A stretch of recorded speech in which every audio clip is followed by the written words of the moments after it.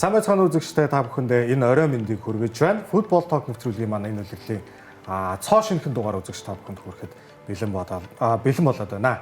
За өнөөдрийн дугаар болвол шинэ үлрэл буюу 10 дахь үлрэлийн дугаар байгаа. За бүгдд нь орой мэндийг хүргье. 10 дахь үлрэлийн мэндийг хүргье. Мэндэ. Шинэ үлрэлийн мэндэ. Шинэ үлрэлийн мэнд. За сайхан цусцгаав уу? Сайхан цуслаа. Хаагур яаж цусваа? 100 юу хийцгээвэ гэдэг одоо жижигхэн яриагаа хэлүүлээд инхээр хас эхлэв. 100 тэгэл хөлбөмбөгөө үзэл. За кино миноны чухмаар яваа. Тэгэл кино хэдэн кино 190 цааш нар болчих. Үгүй цөөхөө. Цөөхөө нэг 10-ах ингэ. За манай Үеийн зунчин юу яасан? Би нөгөө сая 6 сард нэг ээлж амралтын нэг хэд хоног авчихад. Тэгээ 6 сар 7 сар гэ бүтэн одоо амраагүй байж байгаа. Манай хоёр бол ингээд таг алга болсон. тийм би одоо л асуух гэдэг. За ойр дээр нь ойрын зуунуудад амраагүйгээр амарлаа гэдэг шиг те. Чин дэлхийн аварга олимпийн тэргээл бас хэдэн зуун дараалал ажиллаж ирсэн. Энэ зуун сайхан үзэгчийн хуваар дэлхийн аварга үзэл. Бас нэг харж исэн хоёр баг маань финалд үлдэлтэй. Нэг баг маань төрүүллээ. Тэрнийхээ бас нэг юм өмсгөлийг өмсцэн сууж юм. Наашна биш нөгөө юу Аргентин, Испани дэмждэг, Барса дэмждэг, Месси дэмждэг одоо нэг тийм бүлэг хүмүүс байгаа шүү дээ. Тэдний нэг нь. Одоо тэгээд буруутах харахгүй л таах. Одоо жишээ нь Испанд нь баг Барсагийн хэдэн байсан баха? 8. Реалас 1. Марко Корея гэдэг. Тийм Корея. Нари яруу тэр чинь манай Челси. Гүү. Хараад та тоглож эхлэегүй байсан шүү. Гүү. Та тэгж ярьж болохгүй. Тэгэхээр Кореягийн бүр яг суурийн ухвал Барсаг хүн байж байгаа шүү дээ. Тийм үстэй. Ясаг ахлаа үстэй. Дэлхийн аваргын мэдүүлгэн дээр бол Челси л гэж явж л хэлээ. Тэг нь харин тий. Энд чинь тэгээ манай Реалын пэйж бол маш идэвхтэй ажиллана лээ. Манай Корея хараагүй юм уу? Тий. Гэхдээ ер нь бол Кукурелач яг нөгөө удам судрын генийн хөвөл Барса аахгүй. Тийм үстэй. Барсаг актимаас гарч ирээ Гранада руу зээлээр явагдаад тэгжсэн мэт үстэй. Тэгээд байсан. Гранада бас явсан юм аа. Дэлхий дээр хамгийн их дагагчтай спортын багийн хуудас миний манай тоглогч байгаа гэдээ постлоод байхад та тэрнтэй өсгөө. Хэрэггүй хаа гэж. Тийм ээ. За одоо би ярих уу? Гэхдээ 26 хүний одоо 8 9 Барса гэх байж байгаа ганцхан. Би амралтаа ярих гэдэг шүү дээ. За одоо тийм нэг 42 хоног амарсан. За. Энэ үстэй чи улсад хараа хин Санжин Баяргаа ерөнхий сайд багт наад хүн чи ажиллаж лээ. Гэхдээ чин 42 хоног амарч яах гэдэг чи олон жил ажилласан шинжилгээ. Ажилласан тийм. За юу 42 хоног. Борд. Би бол 42 хоног амрах. Чиний нас чугаас болоогүй. Хагасаа мүцээ ороод тийм болчтой юм байна. Тэгээ ёстой нэр карьер хай хийлээ амралтаараа. Борлж борлоод юу ийц? Борсон би чи арангаа үүрангаа болгон гэл. Энэ үйлрэл чинь ийм үсний эзэл тренд орж байгаа шүү дээ мэдж байгаа. Тийм шүү. Хаандыг харсан биз дээ. Миний дэлхийн аваргын хувьд бол жоохон тийм хэн байла. Герман маань энэ жил яасангүй. Тэ? Германч үл Парагвайд орчиж Парагвайд. Тэ. Тэгээд бас хэсэгтээ бол тунд ажгүй гэсэн тийм. Үгүй яг ер нь яг дажгүйгийн хувьд бол дажгүй байсан л да. Гэхдээ нөгөө Парагвай гэж бас нэг ийм төрлийн баг байгаа шүү дээ. Хамгаалттай зурлж байгаад яаж игээ цаашаа шалгарчихыг бодсон ийм баг магуудыг давж чадахгүй байна гэдэг чинь цаашаа хол явахд хэцүү л гэсэн үг л дээ. Тийм ч болоод Клоп Германы шиг энэ цэцүүлэгч. Би бол баг уурандаа ирсэн гэж бодоод байгаа шүү дээ. Тэгээ баг тэгх шиг л болно лээ тий. Тэгж сурвалжлах шийдсэн зогсож исэн юм шүү дээ. Тэгх шиг л болно лээ тий. А жишээ нь Парагвай дараагаар нь Францтай тараад бас л яг л нөгөө нэг арга барилаараа үдсэн шүү дээ. Зууралдаал, зунгаарлдуулаад тий. Тэгтэл яаж игээд Францд бол давчж байгаа шүү дээ тий. Тэгэхээр том баг бол давх. Тэр Францын Испани яаж хоцсныг харсан уу? Тий, жишээ нь Испанч гэсэн Парагвайтай таарсан бол бас яаж игээл давх. Мэдээж Парагвай хэцүү л дээ. Гэхдээ давх л зү таахгүй. Испанийг бол угаасаа хэцүү. Одоо тэнгуүтгэхдээ угаасаа Франц, Герман, Нидерланд энэ төр айгүй хэцүү тал руу гарцсан байгаа. Одоо Испани ингээд яг ингэж бодсон. Португал их хэрэг тасагдсан шүү дээ, тий. Испанта таарад. А тэгвэл Португал нөгөө таарахгүйгээр явсан болвол бас л одоо дөрөвт мөрөвт очоод тий хагшигшээд таарсан бол тоглох байсан л багхгүй юу. Тэгээд Испанта их таарснаас болоод ячиж байгаа. Муу гэсэн чинь Португал ч өөрснөө хэсгээсээ нэгээр гарах боломж гарч чадаагүй юм байлээ шүү дээ. Тийм. Тэгээд нөгөө нэг Месси, Роналдо хоёр ч хоорондоо таарах боломж нь өөр тийшээ гараад хоёр тийшээс харсан шүү дээ. Тэгвэл хоёроо гараад тэгчихэж байгаа л та. Нөгөө тал руу орвол орчвол болохоо л байсан юм байл. Гэтэ хамгийн гоё, хамгийн үзүүштэй тоглолтууд ер нь Аргентины тоглолт байлаа. Тийм тий. Английн хамгийн гоё гол орсон, хамгийн олон гол орсон, хамгийн их комбайктай, хамгийн их драмтай тоглолтууд бол хамгийн их зодоонтой, хамгийн зодоонтой тэр чинь. Бас сонирхолтой байлээ. Тийм яг нөгөө нэг илт илүүрхэд нөгөө нэг хожоод яваад байх нэг бас жоохон сонирхлын өвд тийм тий. Тэнгүүд Аргентин бол бараг л одоо энэ тэнцүү зарим дээр нь бараг мултрах гад ч байна үгмээр тоглож байгаа л тэгэл ёстой жинхэнэ шүдээ зууж байгаа л нөгөө нэг ард нь гараал тий даваал гарч ирээд ангууд нөгөө дэмжижсэн хүмүүст ч гэсэн одоо ямар амар тийм адреналин ялгаруулсан байваа тий. Тэгээ одоо ялчгүй сүүлдээ нөгөө Спанта тоглонгууд том багтаа таарангууд ялчгүй үнэнд гүйцэгдсэн юм болсон л т. Бусд нь за Аргентины бусад одоо тэр цогцолтод яг англи хожих хэрэгтэй байсан да гэж бодогдоо. Англи юу хожих хэрэгтэй? Хагас гişэд Аргентиныг Года тэгэл тэр бас жоохон буруу. Тэр чинь тэгэл нөгөө уг нь гооло эхлээл хийсэн шүү дээ тий. Тэгэл нөгөө одоо тэр өөр 2 дугаар ихлээл хамгаалтсан ер нь тэгэл. Түүхлийн өөрийнх нь л тактик л да тий. Бид нар мэдэн шүү дээ түүхэл тэгж л аврагын лиг төрүүлж мөрүүлж ийсэн. Эхний гооло хийгээд тэгэл сэргээр үзэл бол болоо минутыг яадаг үлээ тий. Тэгээ хожицсан бол тэгэл бас түүхлийн зөвл болж таарлаа. Тэгэн шүү дээ тийм. Яг хөө тэр нөгөө арга барилаараа өөрөө өмнө нь лигт ч төрүүлж исэн, аврагын лигт ч төрүүлж исэн хүн болохоор ч яах юм тий. Тэгж бодож ирнэ баг түүхтийг авчирсан байлгүй тий. Гэтэ надад бол хамгийн дэлхийн аврагын хамгийн гоё тоглолт бол хүрэл медалийн тоглолт байсан. Тэр бол яг нөгөө хагас бүтсэн сая өдөр найзуудаараа тоглодог шүү. Тэр чинь зүгээр заал авалт чөлөөтэй тоглосон тий. Зүгээр бай тэр чинь медалийн тоглолт. Яг та харсан анзаарсан уу? Монголын спортын хөлбөмбөгийн тайлбарын түүхэнд гол орсны араас тачигт л хөхөрсөн хүн манай Бацангэл болсон шүү. Сүүлийн нөгөө 5-4 байж байгаа 6-4 болоо Беллингем гол гэж тэгээд дуусгая. Яг нөгөө нэг хүн нөгөө нэг яг тэмцээн дээр нөгөө нэг яг хожиг гэсэн тэмцээн дээр хүмүүс чинь нэг юм 100% өөрийгөө дайчилдаг штэ тий.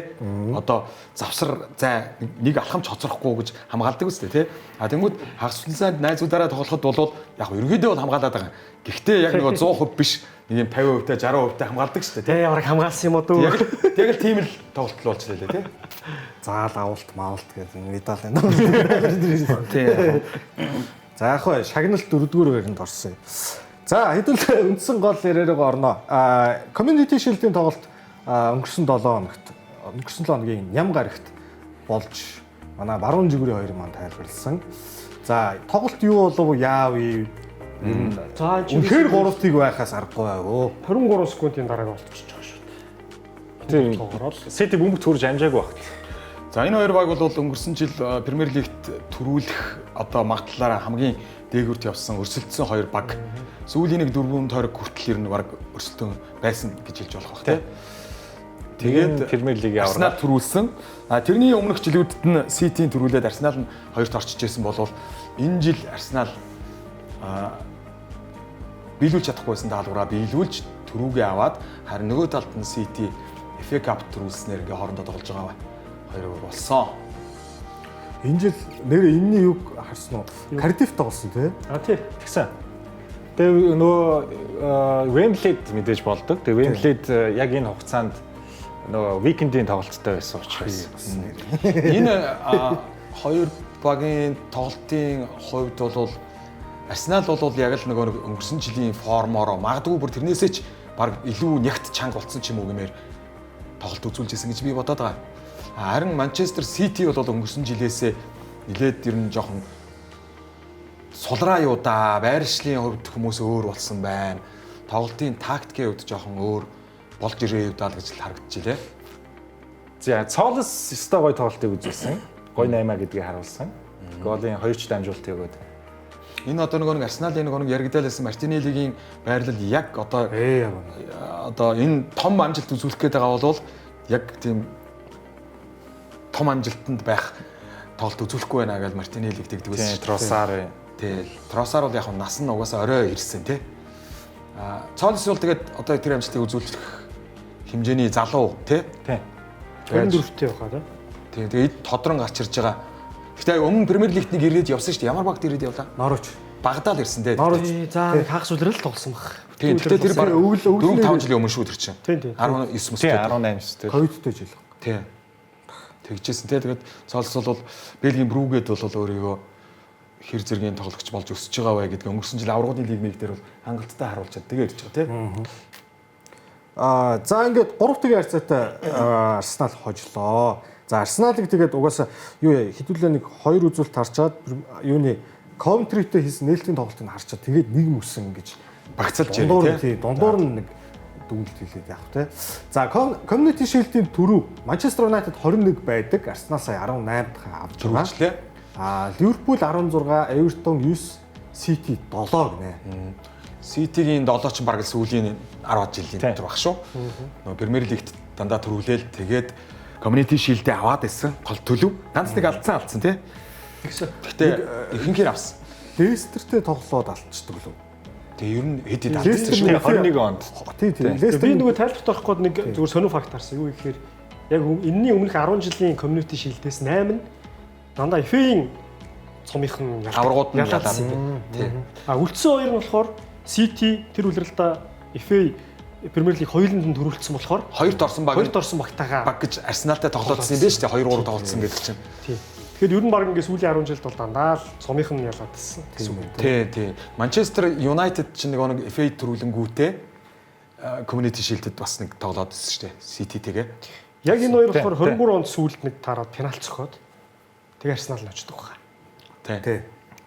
Тэгсэн чинь бас манайхаар гарч ирсэн. 3-1-ээр лөө хожиж. Тэгээд тэрний өмнө чинь бас Арсенал ч 20 онд гарч ирэхдээ Ливерпултэй бас пенальти зөгчсөн. Ер нь энэ Community Shield-д Арсенал маш олон тоглосон. Ягаад гэвэл FA Cup-д маш олон төрүүлсэн. Сүүлийн бараг 5 илүү 6 гарч ирээд дандаа хожоод байгаа юм л.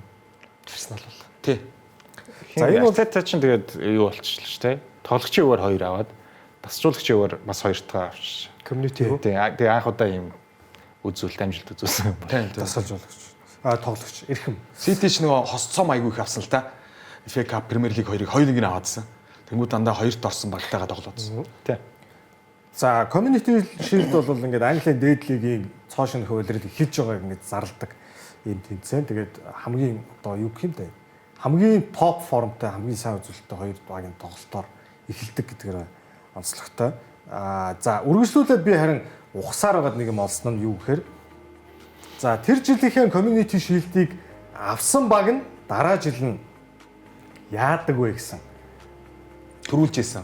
За урт лигнэнд болохоор тэр жилээ намар нь Community Shield наваад хавар нь Премьер Лигтээ төрүүлсэн тохиолдол бол 8 байдаг юм байна.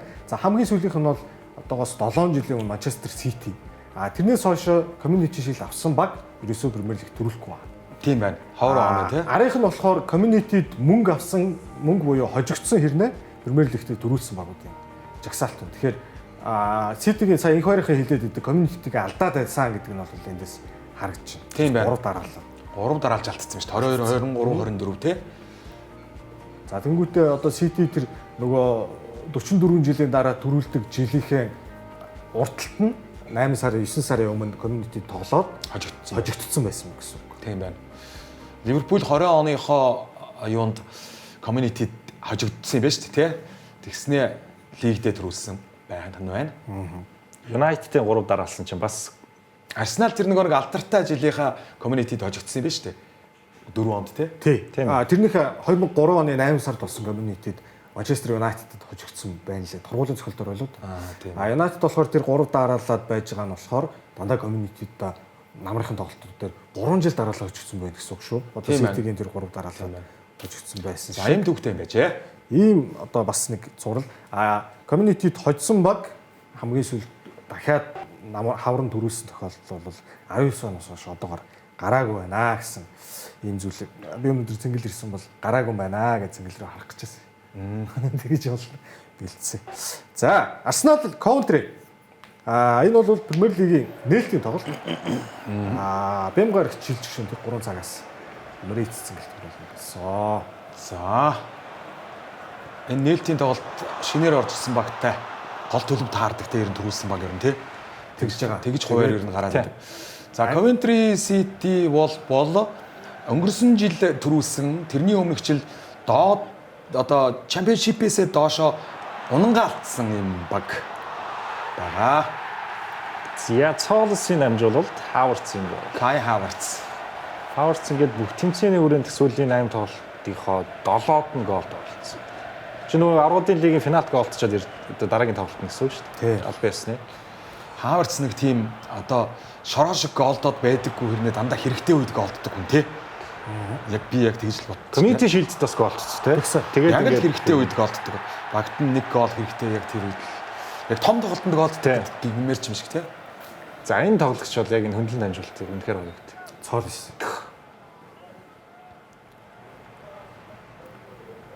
За нэг энэ Асантег яг юм тий. За энэ эдгээр ч урдаа нэг Haji Wright, Sims, Asante тэргээд хурдтай мундаг дотлогоо сайтай яг чинь. юу харин тий. Урдан сүр. Тэгээ нэг Япон байгаа энэ чинь маш аюултай хаалтай цогт болж зүгтэг. За энэ тэгээд Өнгөрсөн жил нэг л багт 2 хожигдсан Ipswich Town-д. Тэгээд ерөөсөө энднийх чинь нэг хожигдчихороо ардаас нь заавал 5 6 дараалан хождог. Бараг 10 марав. Тэгээд дахиж нэг хожигдоод тэгж явсараад төрүүлсэн шүү дээ Ламбертын баг. ууралчтай тий. Тийм доотлыг руу унах гэжсэн багийг төрүүлүүлнэ гэдэг чинь тий. Тий шүү дээ. Тий. Ламбертыг явах 10 гин одоо бараг 20 20 мөр. Гэхдээ тийм унсан багийн дээр л үлдсэн байлээ. Тий. Тэгээд би яг энэ шиг нэг юм энэ жил Тоттенхэм төрүүлчихгүй гэж бодоод л байгаа байхгүй. Тэрнийхээ Тийм. Унах гэжсэн баг дараа нь төрүүлнэ. Coventry-ийн тэр булан дээр бас мангар олуулаа ирсэн биш үү тоглолтын дээр. Тийм. Довтлогоо сайтай Coventry. Зүгээр яг хамгаалтыг яах хэрэгтэй юм бол өнгөрсөн үеэрл 92 биш ээ 97 гол. Нийтдээ лигийн хүрээндээ 97 гол оруулаад Хамгийн олон тийм. Английн дээд лигийн 4 лигт дотор 92 баг байгаагаас хамгийн олон гол оруулсан баг болсон. Тэгээд булангийн зохиолтын статистик үзүүлэлтийн ерөөсөө л Арсенал байлаа. Доод лигт байсан Арсенал байлаа. Булангаас байнгын гол. тийм маш сайн. Одоо нөгөө Арсенал ч яг нөгөө ойрын 5, алсын 5, дундын 5-ын дунд гээл ингээд унгаддаг ш. Яг тэр алгачийн төв хэсэгт унгаддаг. Өнгөрсөн өдөр Арсенал булангаас рекорд хийчлээ тийм. 19. Гэсэн чи Тоттенхэм 18 юм л шүү дээ өнгөрсөн өдөр л. Доограйгүй уустай. Доогуур байсан болоод Тоттенхэм ярьжсэн юм болохоос уу? Тоттенхэмийг ярьжсэн юм. Авчулж яахгүй. Би яг нөгөө Coventry City-гийн нөгөө өнгөрсөн өдрөлд нөгөө нэг Championship-т төрүүлсэн бүх тоглолтын тоймыг ингээ багцалцсан байдаг шүү дээ. За үтсэн. Хөө хитэн цаг юу вэ? Үгүй 46 тоглолтын тоймыг үү? Одоо нэг тоглолт нэг 2 минут орчим ч юм минут цаг 30 чимийг үзчихэж байгаа. үзсэн байхгүй тий. Тэгээ ер нь ямар баг төрүүлж вэ гэдгсэн чинь довтлогоо бол маш сайтай. Тэгээд урд чуманд бол яг нэг тийм гурвал бол ингээд үүсцэн. Макборны яваас. Тий, Макборн байгаа. Тэгээд одоо бас нэг Grimes Макборны ч хаас Grimes гэдэг нэг гоё Grimes зохицдог залуу байгаа. Тэгээд одоо тэр Haji Wright бол үзүүрийн довтлогч. Гэхдээ бас өөр солигддөг юм аа. Sims гэдэг айгуу гоё залуу. Тэгээд тэр Asante гэдэг тэр жижигхэн түрүүний арагшаага татаад байгаа. Тэгээ энэ баруун жигүүр дээр нэг Япон байгаа. Гой тоглогч нартай. Довтлогоо бол ерөнхийдөө ажгүй энэ бол их тийм үзүүштэй тоглолт үзүүлэхээр баг юм байлээ. Япон гэснээс жоох нэг хүндлийг ярьчих уу? Яг. Пакжисунаас хойш Премьер Лигт улирал болгон Солонгос тоглогч байсан гинэ. Энэ үл. Тэгээд энэ улирал зогсож байгаа. Нөгөө хин Wolverhampton солонгос маань Доош унаад. тий Wolverhampton-тайгаа цог хийж. Хуан Хичам. Тэгээд одоо хашийн 20 гаруй жил байсан юм шүү. Тийм байна тийм. Тийм нэг сони юм болжээ. Юун дээр за таны сэтгэлийн жавхц юу гогдъё л тоо. Франк Лампард ингээд цацгалжуулагч хийж байна. За Челсид бол ажилласан. Гэхдээ Челсид бол тийм бас хэцүү цаг үе шүү дээ. Нөгөө 8-20 мөрөхтэй. Тийм цаг үед залуучуудыг гаргаж ирээд доороос ундрагыг ингээд гоё зөвхөд гаргаад ирсэн. Одоо шал өөр багийг цацгалжуулж байна. Гэхдээ сэтгэлийн мухарт бол байгаа үстэй. Дэшээ сайн үзчихсэн. Байдгүй яг сайн үзчихсэн гэсэн байгаа шүү дээ. Тэгээс Лампард ч нэг яг нэг аврагын лигийн эрх авч өгөөд тэгээд нөгөө удирдлагын хэсгийн тоглолтоо сайн хийгээд аврагын лигийн шүгэн 16 руу оруулаад тэгээд явсан шүү дээ. Тэгсэн. Тэрийг нь үргэлжлүүлээд авраг болгоцсон болохоос биш. Рубен Аморын ментрийн хажууд бол коуч байгаа байхгүй. Гэхдээ Аморын чинь бол Италиг ярина үстэй тий. Итали Игор Тодори хажууд ямар Тий Тодор мод. Гэхдээ яг нөгөө том тоглогч байсан. Тэгээд нөгөө дасгалжуулагч болоод амжилт үзүүлээгүй. За эсвэл ер нь дундаж багаар л явах нь тодорхой болоод эсвэл бүр ийм 2 дугаар лигийн багуудаар дасгалжуулагч болцсон хүмүүс зөндөө байдаг шүү дээ. Лампард одоо том баг руу ер нь очих болов. Энэ чинь Лампард 2 удаа Championship-ээс баг гаргаад ирж байгаа байхгүй юу? Өмнө нь Swansea. дерби чинь плей-офф хожигдчихсан хаа. Swansea гаргаж ирлээ. Дерби каунтид. Гаргаж ирсэн гэрэг баха. Дерби каунтид байсан шүү дээ. Маунтыг зээлж аваад Тэр чин дерби дербиг гарч ирээгүй үү? плей-офф тоо. Плей-офф тооч. Плей-офф тажиглалаа тий. Эхний тоглолтын дээр очоо финал дээр өчгч санагдаад. Тий. Тэгэж нэг сайн тоглолцсон байхгүй өмнө чемпионшип.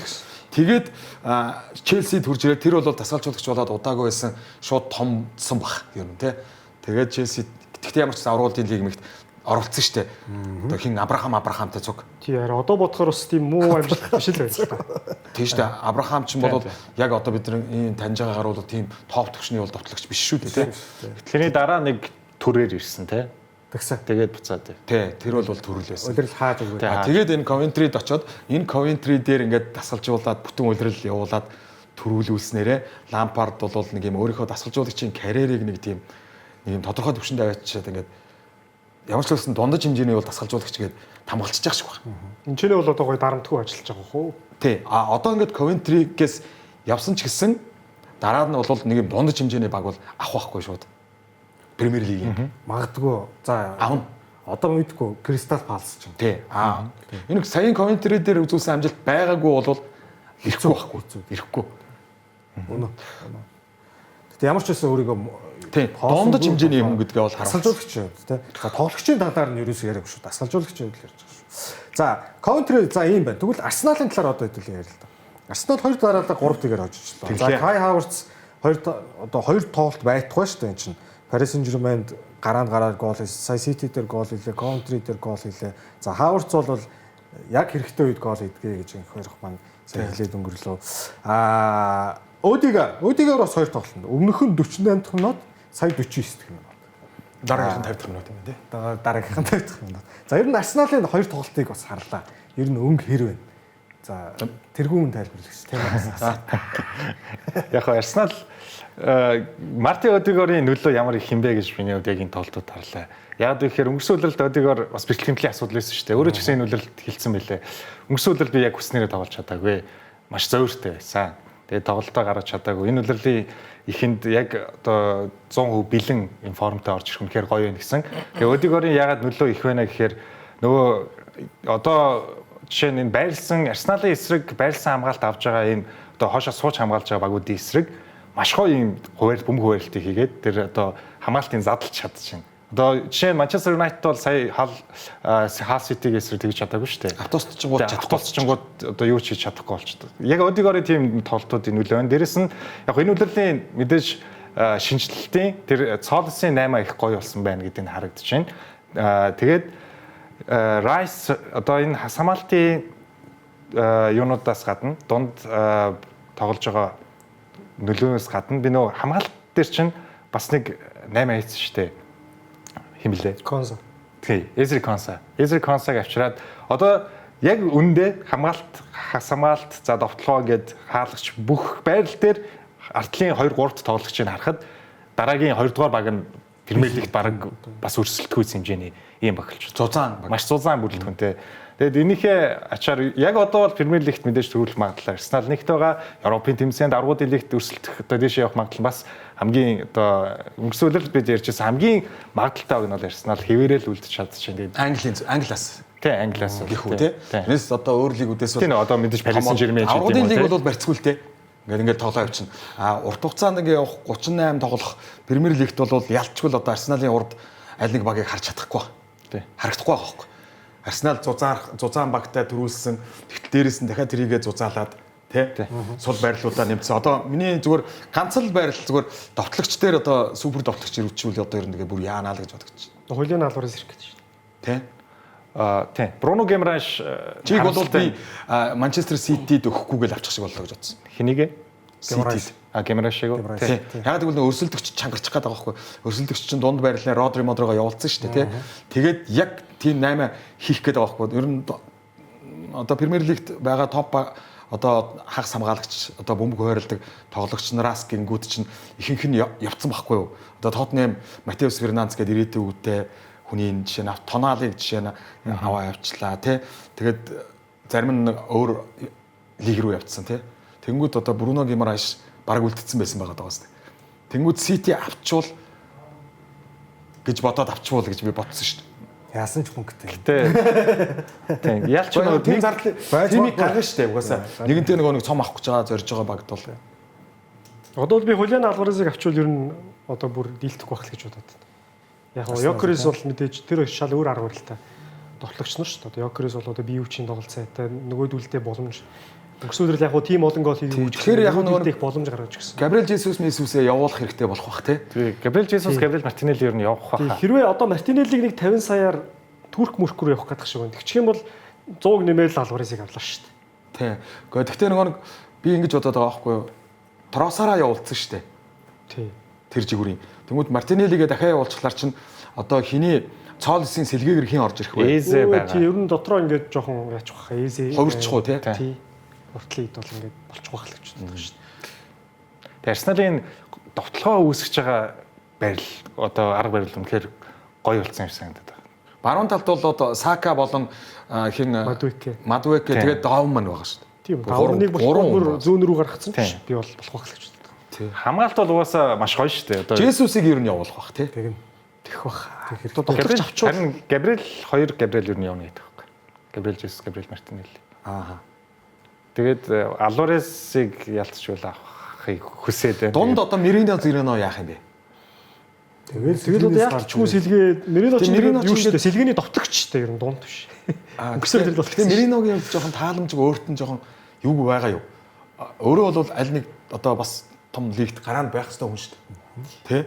Тэнгүүд ингээд сэлгээд суугаад байх хэрнэ ямар гайг баха. Спанда ч гэсэн яг тийм өөрөг өөрөө тэр үүрэг ролыг окей гэж ивэл тэгэл харагдал та одоо гэх юм уу? Ганц Мерино ш Субименд ясан шүү дээ. 2 жилийн өмнө гарааны хагас хамгаалагч байсан өнгөрсөн үеэрлээс одоо энэ үеэрл бүр хоошоогоо ингээд нөгөө гарааны ранк нь бол хойшлол. Тий, одоо Бруно Гимраеш тоглох хэрэгтэй болно. Тийм, Гимраеш. Одигаар тоглох хэрэгтэй. Тэгээ одоо нөгөө Арсенал ч өөрөөсөө одоо хэрвээ дөрөв тэмцээнд дөрүүлэнд нь төрүүлнэ гэж байгаа бол FA Cup мапын гарааны болчихж байгаа тийм нөгөө Мерино Зубименд дээр. Одоо Төв Яхсын хоёр байран дээр ингээд 5 тоглогч аваргуудын лиг дээр гараа хэрэгтэй. Эзээ ер нь бол тэгэл одоо лигийн нөгөө Карабао цом мом дээр бол ерөөсөө байнгын гарааны хүн болох нь тийм баг. Тийм. Тэгэл нөгөө зузаан бүрэлдэхүүнээр төлөвлөлтийг давдаг бодлоо шүү дээ хаа. Тий. 70 тоглолтын гараа гэл. Тэгжил тоглох гол байна да тий. За ямар ч байсан төрүүлэх магадaltaй баг дээр бол санал нэгдэж байна тий. Туханд бол Арсенал дээр бол санал нэгдэж байгаа. Үйлчлэхөр юм бол алга л байна. За тэнгуут удирлыг өнгөрсөн удирлыг хөнгөтэй хаасан Манчестер Юнайтед Халл Ситигийн гэж барнуудын талд надад өөрөө хэдэн жил Премьер Лигт харагдаагүй багийн талбайд ирсэн. За тэгсэн. Harry Maguire хуучин багийнхаа эсрэг. Соо 9 жилийн дараа Халл Сити Премьер Лиг Халл Сити ер нь доошоо унаад их удахгүй буцаад ороод ирдэг байсан чинь энэ удаа их удлаа шүү. 9 жил. 9 жил боллоо. Тэгээд тэр нөгөө 17 онд чинь ундаг жил чинь Магуайрес, Робертсон байсан, Жарат Боун байсан. Тийм дасгалжуулагч нь Марко Силва байсан. Одоо Бенфика Марко Силва байсан. Тэгэнгүүт жерсинд нь их дуртай. Яг тэгвэл яг ийм одоо юу гэдэг бол шал хартай жерси баг байдаг байхгүй тий. Премьер Лигт шал өөр өнгө ороод ирдэг байхгүй. Тэгээ хаалч ер нь өөрөө их жижигхэн хот юм байлаа шүү дээ. Гисэн ерний энэ хөлбөмбөгийн соёл нь аюу өндөр. Тэгээ ер нь баг л ингээл чемпионшип, дээд лигээр л явж идэг ийм бүр нэг тийм өөрийн зангарахтай болцсон. Ер нь тийм бомб ажил дүрийн тийм. Яг одоо хотын хүн ам мамыг харах юм бол ер нь 3 4-р лигт байж явах хэмжээний тийм жижиг хот байгаа байхгүй тий. Тэгтэл хөлбөмбөгийн соёлны ийм өндөр тийм баг юм байлээ. За тэгээд энэ чинь төвээр хамгаалагч нь гэж. Одоо тэгээ Бирмингем гэдэг авраг том хотын баг дээшээ гарч чадахгүй байхад л хаал ингээл байнгын дээшээ доошоо яваад байгаа юм. Тэгээ 2010 оноос хойш анхудаа 6 дугаар байраар одоо плей-оффоор гарч ирээд Премьер Лиг дэвшиж байгаа анхны баг болж. Өмнөх нь Ватфордын нэг амар тоглолт чинь юу лээ? Тэр чинь Тройдтой хожигдсон. Тройдины тэр чинь. Тэр чинь Blackburn хамгийн сүүлд орж ирнгээ алдлаа зүгээр тий. Хамгийн сүүлд Blackburn. Энэ дээр бол яг энэ тоглолтын дээр бол Hull City бол тоглодгороо тоглосон. Ийм л тоглолт үзүүлж байгаа баг штэ тий. Ямар барьцгүй баг вэ гэдэг нь угаасаа чемпионшиптэй байхдаа харагдсан. Яагаад 6-гаар гарчаад гараад иржийнэ гэхээр тэгээ нэг тоглолтод бол Hull City маш барьцгүй баг гэдэг нь ингээд байгаа байхгүй юу? Тэ? Яагаад үлрэл төрүүлчих болоогүй те Coventry шиг те. Тэнгүүд 6-гаар гарчаа гараад ирж байгаа гэдэг чинь барьцгүй. Харин Manchester United хоошоос өнгөрсөн жил бол Манчестерийн өвдөс бүх баг л довтолдог болсон байсан шүү дээ те. Тэгээд эргээд сөргөөр Куня, Эмбуэмо гэсэн сөрөг довтлооны маструудаар бол гол хийж исэн те. Тэнгүүд сая энэ ихний тоглолт бол Hull City бол Manchester United-ийг нөгөө хуучны том баг гэдгээр нь үнэлээд шууд хойно автобустаа л эхэлсэн л те. Тэгэхээр Manchester United-ийн байрлсан довтлогоо хийх болчихж байгаа байхгүй юу? сөрөг биш. Хамгаалт байраа эзэлсэн, бид тойроод байраа эзэлсэн. Ингээд гол их. Тэнгүүд тэр тал дээр жоохон гаргалгаа гаргаж чадахгүй байсан уу? Гаргалгаа нь довтлооны гаргалгаа. Хоёулбар Байрлсан хамгаалтын өдөөс довтлож чадахгүй. Энэ байрлсан хамгаалтын өдөөс юу айгуу чухал гин л дээ. Чинь Арсенал бол зовлонгүй шүү. Хөндлөн дамжуулалт айгуу чухал гинэ. Одоо жигүүрийн тоглолт те айгуу чухал. United-ийн тоглолтод нээлттэй тоглолтоос өгсөн хөндлөн дамжуулалтынхаа 20% л амжилттай өгсөн гэж байна. 34-ийг 34 л. Нийт 34. Тийм 34-өөд 20% амжилттай өгсөн гэж байна. Уг нь энд чинь Бруно Фернандес гэдэг одоо дамжуулалтын мастер байгаа шүү. Тэгэхээр Арсеналаас харж байгаа шүү дээ. Хөндлөн дамжуулалт бол баг аюул тариа Цолис байна, тэр Сакагийн дамжуулалт байна. Баруунаас Тимбер орж ирэл ингээл яг энэ хойшоо суусан хамгаалтан дээр жигүүрийн довтлоог аюул дэмжих чухал, хөндлөн дамжуулалт аюул чухал. Энэ дээр United яг үндэ юу ч хийж чадаагүй. Харин тийм одоо чинь Арсенал юм уу эсвэл Ливерпул, Сити гэл довтлогоо мундаг энэ багуудын эсрэг одоо жишээ нь сүүлийн нэг 10 минут яг жоохон гол илүү байгаад хамгаалал юу юм гэхээс биш бүтэн үе хамгаална гэж бол байхгүй шүү дээ одоо жишээ нь Арсеналын эсрэг тийм. Тэгтэл Манчестер Юнайтедийн эсрэг бүтэн үе хамгаалчихж байгаа байхгүй. Болоод байгаа байхгүй. Хаал Сити ингэсэн мэл чинь. Өнгөрсөн өдөр Championship үзүүлэлтүүдийг харсан чинь алдж байгаа гол, за тэгээд алдж байгаа цохилт, ирж байгаа цохилт энэ төрөө дандаа баг 19-20 дугаар байнд. Юу хамгийн сайн байсан гэсэн чинь big chance conversion буюу том боломжийн ашиглалт нь нэгдүгээр бүр 40% байлоо та. Маш том эсрэг багийн нөгөө нэг алдаад нэг л боломж ашиглах юм гарч ирэх юм бол тэрийг ашигладаг юм баг. Бас тийм том зүрхтэй боломжуудаа сайн ашиглах. том зүрхтэй шантаршгүй тоглогч нар ихтэй л байхгүй. Би гэхдээ ингээ United-ийн хийсэн 8-уудын нугаас харахаар ингээ дандаа төв яхсан байгаа шүү дээ. Одоо Телеманс, Андре Сантос, одоо Балеба яг арай албан ёсоор зарлааг байх шиг байна. Тэгэнгүүт яг ингээ Ер нь бол энэ жигүүрээ нэг хангаахгүй шүү дээ өөрсдөө. Матеус Фернандес шүү дээ. Одоо Тоттенхэмд очсон. Тийм. Тэгээд нөгөө одоо Ситид очсон Андерс, Элиот Андерсон. Элиот Андерсон. Энэ хоёрыг авах гэж аягүй хөөцөлдсөн шүү дээ. 6 сард. Тэгээд сүүлдээ явж Балеба Сантос болж байна л да тий. Телеманс. Тэгээд одоо ингээд хэдүүлээ жигүүрээс хөндлөн дамжуулалт одоо найдвартай хүн байхгүй гэж яриад шүү дээ. Одоо нэрээ ингээд бодохоор одоо яг хин нөх юм Бруно Фернандес жигүүрлөө гараадах юм уу? Байнга. Тийм. Одоо ер нь солилцооны сонх дуусахаас өмнө нэгээс хоёр тийм жигүүрийн тоглогч авах бах. Барсагаас Алехандро Балде гэдэг хамгаалагчийг бас яриад байгаа юм лээ. Нэг 40-50 саяд. Балде бол яг нөгөө зүүн жигүүрийн яг нөгөө хин шиг хөхгүй. Дооргүй шиг хөхгүй. Хамгаална. Бас вингер дээр тоглохоор хөндлөн дамжуулалтыг аягүй сайн өгдөг. Одоо юу яах ёстой юм шиг санагдчих надад. Rashford-ыг бол банкын шууд гараанд гаргах хэрэгтэй юм шиг санагдчих. Дооргүй энэ тоглолт гарсан шүү дээ. Хоёрдугаар бас Rashford орж ирээд арай тоглолтын хэмнэл нь өөрчлөгдөж байгаа. Тэгээ нэг хэсэг тоглолт ч юм уу. Rashford-ыг шууд гараандаа гаргаад тэгээ баруунда Brian Mbeumo гарч ирээд юм уу Скуни гарч. Миний бодлоор бол яг Mbeumo бол сөрөг довтлоонд бол мундаг одоо тий. Мэдэн штэ бид нар Брэдфордд байхад сөрөг довтлоогоор ямар амар тэгээд сөрөг гүйсэн л бол яаж төгсгдөг үлээ. Тэр хоёрч хоёулаа яг тийм жижиг багт байсан хүмүүс واخгүй. Тэгэхээр дандаа сөрөг явдаг байсан. Куняч Wolverhampton тий. Тэгэнгүүт энэ том багад ороод ирэхлээр нөгөө том багуудын өөдөөс одоо тэгж багууд шахах нь ховор тий. Тэгэхээр нөгөө манай хоёр хүн тоглолтынхаа арга барилыг жоохон өөрчлөх хэрэгтэй болж ирж байгаа байхгүй. Тэгэхээр ер нь Амад нь бол яг тийм нөгөө надаа баг гараа юм болов уу гэж бодоод. Амад яг одоо гэмтэлтэй байгаа даа. Mason Mount бас гэмтэлтэй байгаа. Гэхдээ удахгүй юм байлээ. Ер нь аль зуны хаврын гэмтэл нь одоо ингэ дуусчих юм байлээ. Ер нь орж ирэх гэж байгаа юм байлээ. Mount ч одоо Mount бол хөндлөө өгдөг шүү дээ бас. Mount бол хөндлөө. Хоёр үлрэл 70 тоглолт өнцсөн гинүү. Тэгсэн. Амар өнцсөн юм шүү дээ. Хэдээр авлаа United? 65. Хөрх үнэтэй авсан тий.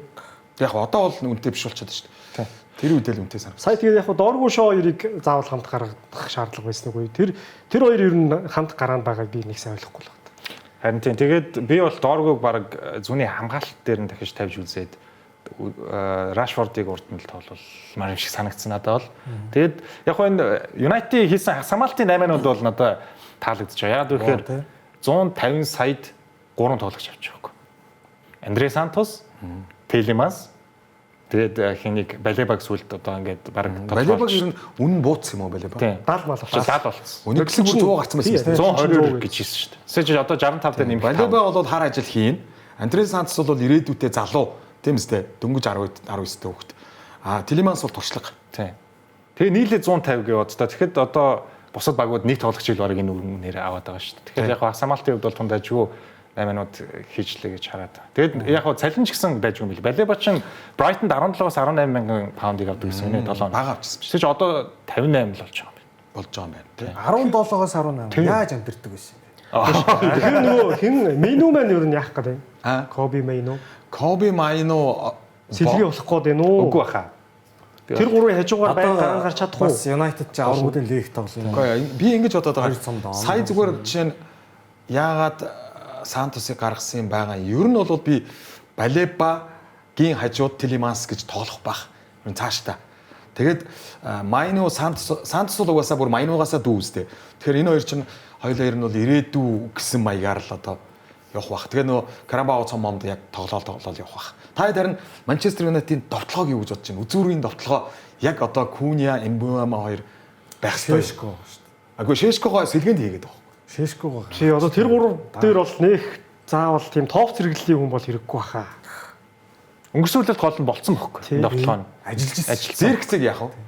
Өнгөрсөн үлрэл чинь Манчестер Юнайтед руу бусад жижиг багууд хүртэл довтолдог болсон байсан юм а. Тэрнийх нь хариу гангаа өгсөн байхгүй. Ингээд довтол гэдэг. А одоо нөгөө Манчестер руу чинь хамаагүй довтолж болохгүй юм байна гэд жижиг багууд мэдсэн байхгүй хавар бас хүдэнжинд тавилцсан шүү дээ тий.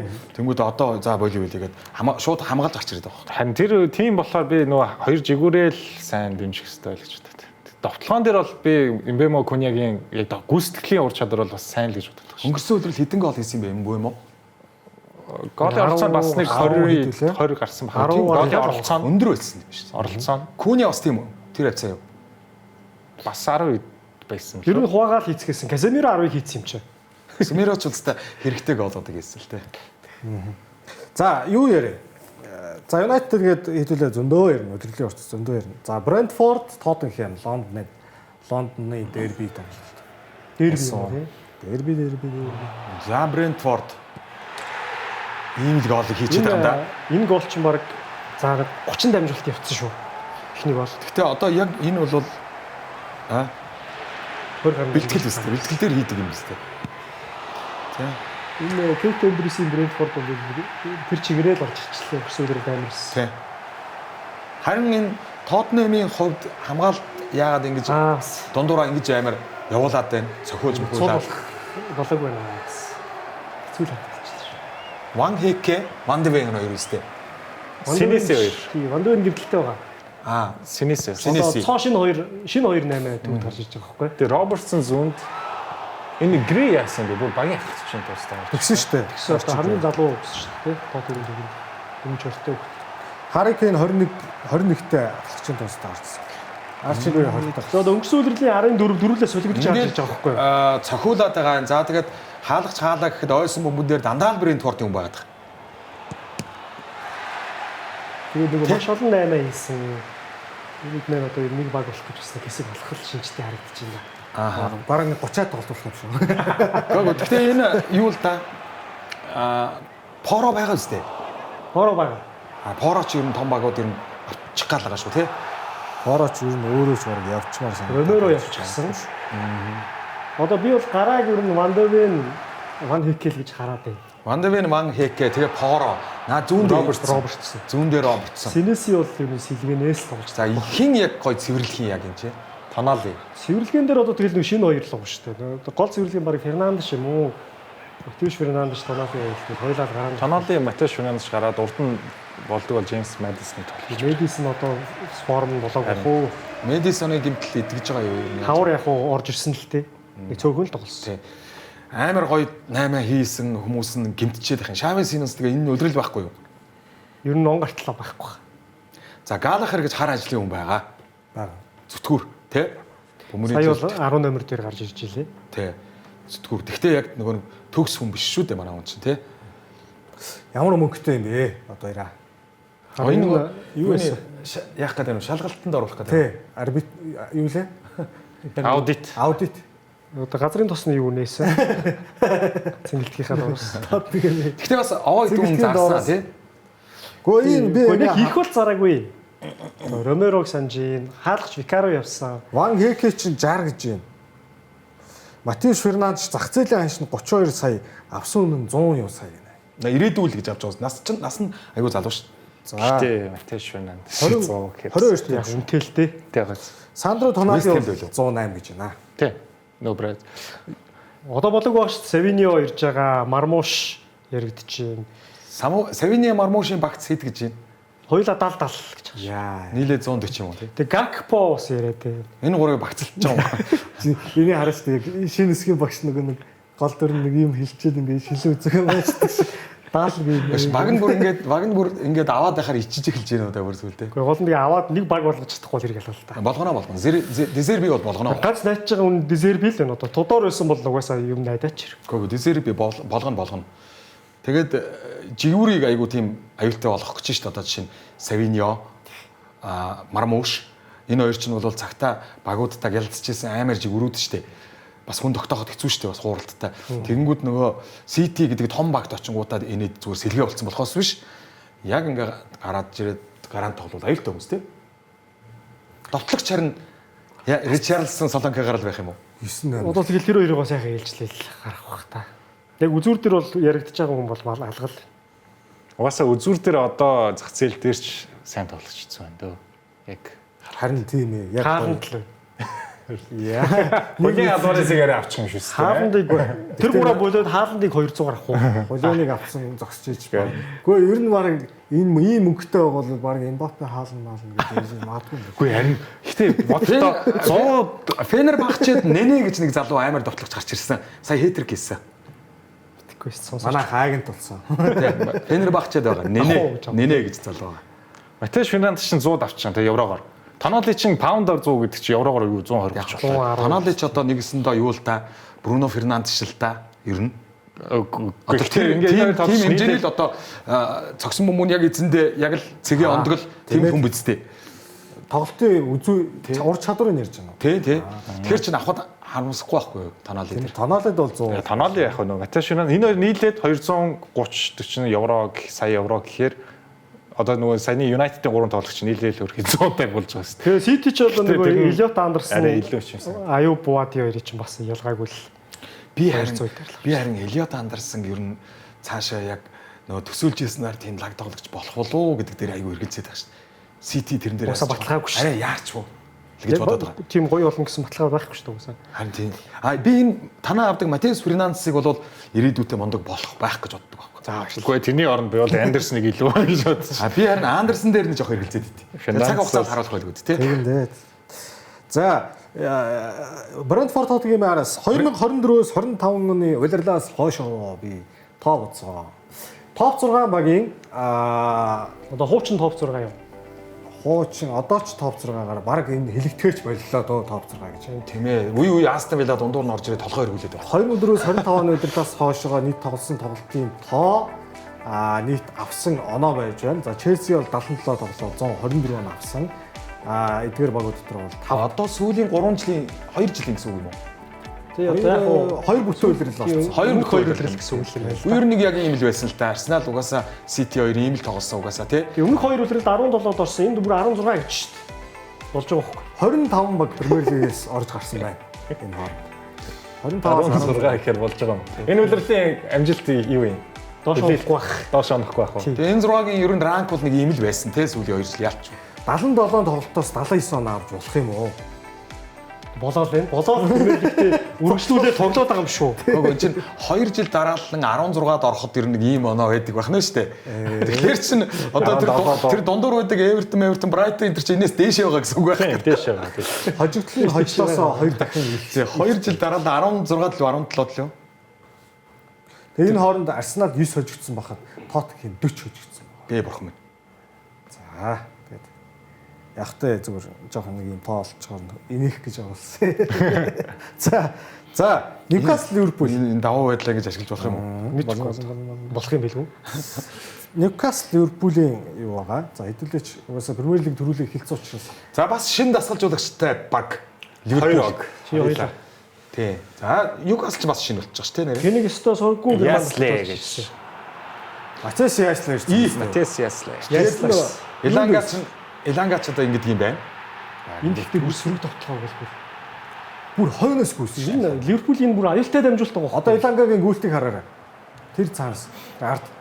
Энэ одоо ингээд өөдөөс нь Тэр Милош Киркес бас. Гүүгээ гүүж эхэлж байгаа шүү дээ. Гүүгээ мартгүй дээ. манай Киркеш ч одоо бас удаан юм тий. За Исаак маань Хуучин баяр. одоо Премьер лигийн Хааландын дараа л орох уу үнээрээ товтлогч. Их Британий түүхэнд хамгийн том юм шүү дээ. Хааландаас үнэтэй ирсэн үү? Хаалт чинь 60 ирсэн. 50. Энд чинь 150 шүү дээ. За энэ бол болж юм шиг байна. Киркестэй хин Ирола ирээд бас гайгүй тоглолт үзэж магадгүй. Тэр Гакпо. За Баркола энэ ирүүл одоо тэгээ Гакпо бараг явуулах. хүмүүс асуудлыг Гакпод байна л гэж л бодоод байх шиг байна те. Бидний даа гэж. Би болохоор тэр 150 гуйч ирнэ асуудал юм биш үү гэж бодоод байгаа шүү дээ. Виса. Барколад хэдийг өгөхгүй дээ. Баркола 150 гэлээ шүү дээ. Барколад ч харин Тэр их За багтаал 120 юу биш. санаа нь жоохон сэтгэл нь жоохон явцсан байх шиг байна шүү дээ. Энэ нөгөө Арсеналд байсан Вил Окмон уу? Мо. А гол эзэн үү? А тийм үү? Виса энэ дээр бүр бүх юм бэлтгэлсэн. Одоо Виса ч угаасаа энэ клубийн одоо юуны одоо тий Виса ч өнгөрсөн жил нэрэнгүүтэй гэмтцээ бас. Тийш бараг тоглоо. сая дэлхийн аврал дээр ч гэсэн Виса ямар гоё байв тий. Одоо энэ үлрэл нэг Брентфорд байсан шиг үзэхгүй л үү. Виса ч арчсан ком. Тий. Гоё тоглосон шүү дээ. Хамаг юм хийжсэн шүү дээ. Виктор Муньос гэдэг энэ хүүд бол би их найдлага тавиад. За Собослай. Ер нь пенальти авах юм уу те энэ жилийн. Тэгээ одоо салах явцсан юм чинь бүр найдвартай юм шүү. Одоо Собослай. Өн Исаак сайн зөгтөгтэй Субслай үл юм байл та. Вирц. Макалистер энэ зөхгүй юм. Ингээд зөхөд байгаа нэг зөхөхгүй. Ил дээр нэм хийсүү. Тий, тий. За ер нь бол балах гэж байгаа л Хожигдож дууссан Ливерпул үү? тий. Тийм л юм болсон доо. Ньюкаслыг ингэж тоглоно гэж бодсонгүй. Тий, тий. Би бол Тий, тий. Тонаали явцсан, Бруно Гемраш явцсан, Антони Гордон Ер явцсан. нь тоноолцсон шүү дээ. тий. Тоноолцсон. тасалжуулагчаас болоо Ньюкасл бүр 9 шинжлэх хийж ах шиг байна. Ньюкасл нөгөө бодсноос дээгүүр тоглолт үзүүллээ. Тий. А Ливерпулийн хувьд бол харин ч одоо хожигдсонгүй дуусгалаа гэдэг нь л одоо баг тий. Joey Locke ч бүр 24 оны 2 сараас хойш анхныхаа голыг 2 жил хагасны дараа гол хийж. Иланга өнгөрсөн жил гол хийгээгүй. Тий, Харин энэ тий. л да. Гэтэ энэ тоглолтын дээр л ингэчгүй энэ Ньюкаслын хоёр. Ньюкаслынхаа Нэг за ийм нэг үзүүлэлт олсон. Тэр нь юу гэхээр яг хуу анхаарах ёстой үзүүлэлт Риологийн засах ёстой үзүүлэлт. Тэр нь 2023 оны 12 сараас хойшоо Ливерпул аялын тоглолтод эхний гоолыг алдаад тоглолтыг эхлүүлсэн тоглолт тохиолдолд ерөөсө хожоогүй байна. Саяных жишээ нь эхлээд Иланга хийгээд буюу эсрэг багийн гол хийсэн. Энэ хоорондоо 19 тоглолтоос 7-д тэнцэж дуусгаад 12-т нь хожигдож дууссан.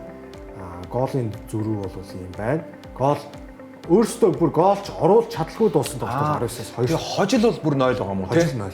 Эхлээд гол алдсан л бол Ардчхал юм бол тэгэл унаалтчаад байна. 7 удаа тэнцэж 12 удаа хожигдож дууссан байгаа даа тий. За энэ 19 дундаас бүр онцолж задлж харж байгаа нь болохоор өнгөрсөн үеэрл 10 байсан байна. Энэ 19-ийн 10 Өнгөрсөн үлрэл тэгээ бүр зөвхөн өнгөрсөн. бараг тэнцээгүй ганцхан тэнцээ тий. Үлдсэн гол алдсан л бол юу н хожигдоод л. Эхлээ гол алдчихаар хэцүү байгаа даа тий. Тий. Чи нөгөө түрүүний нөгөө Манчестер Юнайтедийн нөгөө асуудал гэсэн үг шүү дээ. Эхлээ гол хийсэн нөгөө жижиг багч автосчаад байгаа шүү дээ. Тэгэхээр л асуудал үүсээд ирэх гэсэн үг шүү. Дээрээс нь яг өнгөрсөн улиралд би ингэж анзаарсан л та 25-аас 26 оны энэ 10 алдсан байгаач хоёр хамгаалагч нь солигдсон шүү дээ. Киркес, Фримпон хоёр ирсэн. Тэгээд ер нь энэ хоёр хамгаалагчтай би бол яг хамгаалалт яг асуудалгүй байна гэдэгт итгэхээ болж ирж байна. Энэ тоглолтод хүртэл 2 гол алдчихж байгаа. Одоо өмнө нөгөө одоо Тотнемд очсон Робертсон, Арнолд хоёр байсан шүү дээ. Александр Арнолдыг чинь хамгаалтан дээр залхуу малхуу гэдэг ч гэсэн арай ч ийм үзүүлэлттэй байгаагүй л тий. Тэгээ хоёр жигүүрийн хамгаалагч нь. Яг энэ үлрэлт нөгөө Конате яваад Жереми Жаке гэж залуу тоглогч авчирсан. Вандайктай хамт. Тэр хоёр бол яг хуу тэгээд Вандайк одоо туршлагыг аваад Жакեն одоо залуу ирч хүчийг аваад явчих. Харин хоёр жигүүрээ би дахиад энэгээр энэ үлрэлжингаа явуулах хэцүү л харагдав. Би бол одоо Жакийг суулгаад Рональд 10-х гарааны хамгаалагч болно гэж боддог шүү дээ. 12 ирсэн үү? Ирсэн шүү дээ. Урагвай. Үу цаашдаа пресс хийсэн дээр алсан шүү дээ. Ливерпулийн офишиал нөгөө хуудас нь бүр тэрийг тасдаж авч оруулж оруулаа зүгээр. Бүх бүгдээр өчөөл. Бүр одоо хин болж байгаа юун Жаки бүр сэлгээгээр нөгөө Гомес маань байж л байгаа үстэй. Тэгэд бүр арга ядаад нөгөө Цимикас буцаад Ирсэн. тэгэхээр энэ хоёр жигүүрээ сайжруулахгүй бол Ливерпулийн хамгаалалт ер нь л бас хэцүү л харагдав. Гол нь гэхдээ сая жигүүрээр ч алдаад байгаа юм алгалаа л дээ. тий. Үгүй яг дөрөв хамгаалагчийн 2 нь гэдэг чинь. Саяны хоёр бол ер нь хоёулаа сөрөг тоглохоноос л алдчихлаа.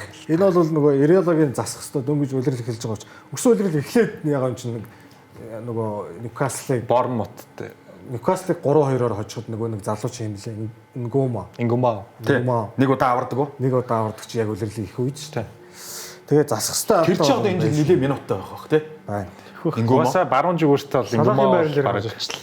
Тий. нэгдүгээр сонголт. Тэр нэлээд минуттай байх баха. Бас нэр баруун зүгээрийн товтлогч дээр Ливерпул яг хүн алга. Одоо Барколагг л авчрах гал.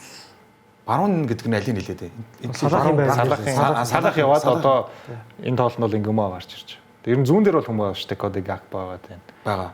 Тийм. Гакпо, Ингумовч уг үндсэн байрын зүүн жигүүр. Тэгээд тэр Муниос гээд Испани тоглогч бас зүүн жигүүр. Яг үндсэн байрны баруун тоглоом дээр тоглодог хүн бараг л байхгүй болчиход байгаа. Баркологыг л авах гээд байгаа юм байна тий. За Үнэтэй дээ Баркологч. харин 150-аас нааш гэдэг. Премьер лиг ихтэй бас мөнгөтэй байна тий. Төлөө завсарлаа. Энд ч мөр талиж өглөө.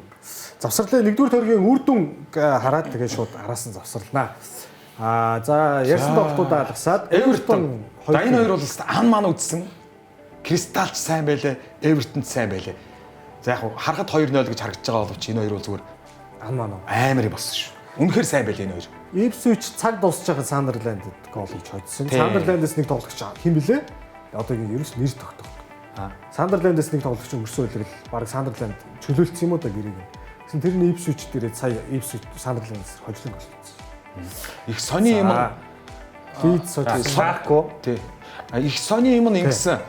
Нөгөө нэг өнгөрсөн жил одоо Пулхэмийн одоо гол тоглогч байсан биз дээ. Хари Вилсон гэдэг. Тий. Тэгээ тэр хүн чинь Лидс рүү баг үнгүй ирсэн гэж хүн. Гэрэн дууссан.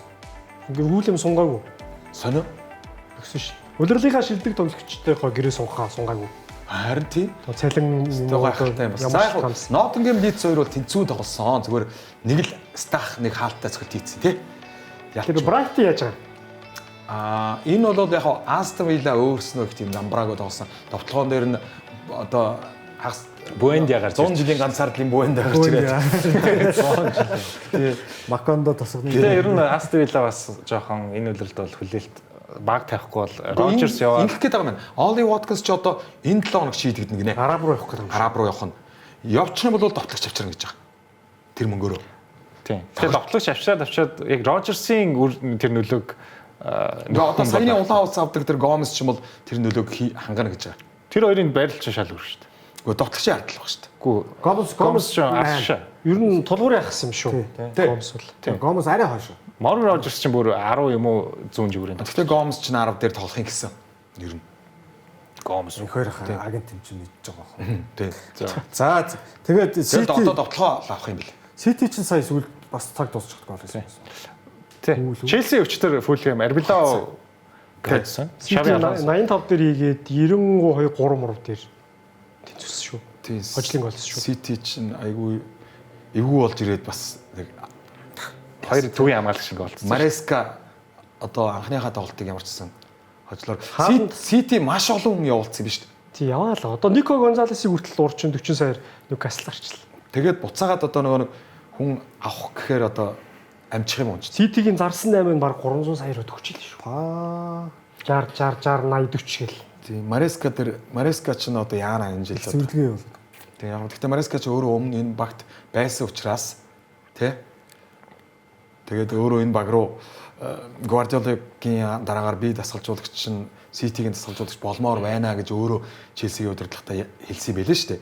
Тэгээд удирдлагатайгаа ярилцаа за түүл чи ингээд яв гэд тэгж чөлөөлсөн юм л хоорондоо тохирсон юм. Гэтэ одоо ингэ хийж байгаа 8 минут төр жишээ нь Пеп нэг утсаар ярих өөр Мареска нэг утсаар ярих бас л өөр л байна тий. Тий. Том тоглогч нар бол бас Тэр нөгөө нэг офсийн 8-ыг хийдэг юм уу дасгалжуулагч нийт юм. ярина шүү дээ. Дасгалжуулагч нар Алонсо ч Морган Роджерс руу сая дэлхийн аваргаар утсыг улаас залгасан гэж хүлээ. Артета бас одоо Алварестэй яриад. дасгалжуулагч ярьж иж илүү ихтгэл төрн шүү дээ. Ер нь бол Тэгвэл тэр одоо Баркологийн агент чинь тэр Райолагийн утсыг авах юм уу? Ираола гэх. Андоны Ираолог явцсан. Одоо мэдхгүй. Тэгэл Ливерпул гэдэг утгаараа л авах байл гэж явсан тийм. Харин Нэг багийн нэрсүр. За хэдүүлээ тэгээд 8-ны цонх харагддаг хөхөр илүү сайхан ярьцгаана. Футбол ток нэвтрүүлгийн 10 дахь улирлын эхний дугаар үргэлжилж байна. Эхний хэсгээс авсарлуулаад 2 дугаар хэсгээр иргэд болсон.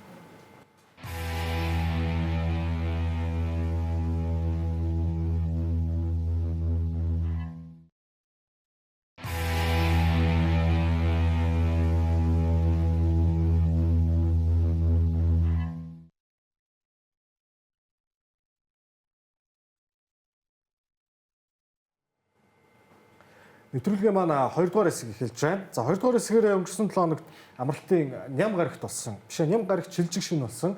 Германы супер цом буюу Франц Бекенбауэр цомын тэмцээний тоглолтын таймыг хэвлээ. Харъя.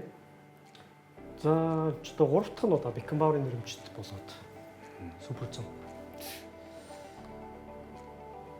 Өнгөрсөн жил Штутгарт Байерн хоёр тоглож байсан харагдаж байна. энэ хаалгач тэгээд харагдаагүй юм бах та тий сонь. Ингээд бараг сулчих уу. Цохиулаад талтцсан. Нэг жоохон замдаа хачир авчих шиг харагдсан. Би нөгөө юуны яг нь харсан чинь шүүгчийн нэг камерыг үнслийг постолсон байлаа. Манай хин Мусиала маань нэг жоохон асуудалтай байх шиг юм тийм. Мусиала сая улирлын 2 тоглолт дараа жухаа авч унаад тэгсэн. гэтээ яг ноцтой бол биш л Тэр нөө мэдрэлийн нэг юу нь нөлөөлж байгаа гэж. жоохон ядаргаа юм уу? Мэдрэлийн нэг бас нэг юм чин заалт байсан. Тэр нэгтээ нэг айгүй ноцтой бол биш гэж юу хэлээ.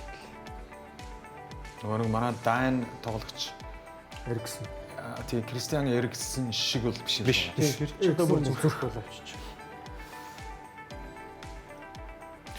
Ингэж одоо бүр ингээ сайхан найзууд дундаа тоглож байгаа юм шиг. Саулизе сая Ткеоргийн голын дамжуулалтаар тэргүүлсэн болох. Дуулч одоо Реал Мадридтай их л холбогдлоо доо. Тэгэхээр Диамандаг автсан болохоор тэгээ болсон бах тий. Яг хөө эхлээд Олизиг авахгүй чичирсэн бах уу? Чичрээгүй чичрэг өдөр чинь. Та нар ерөөсөө нэг Реал 8-ны бодлоо ойлгохгүй.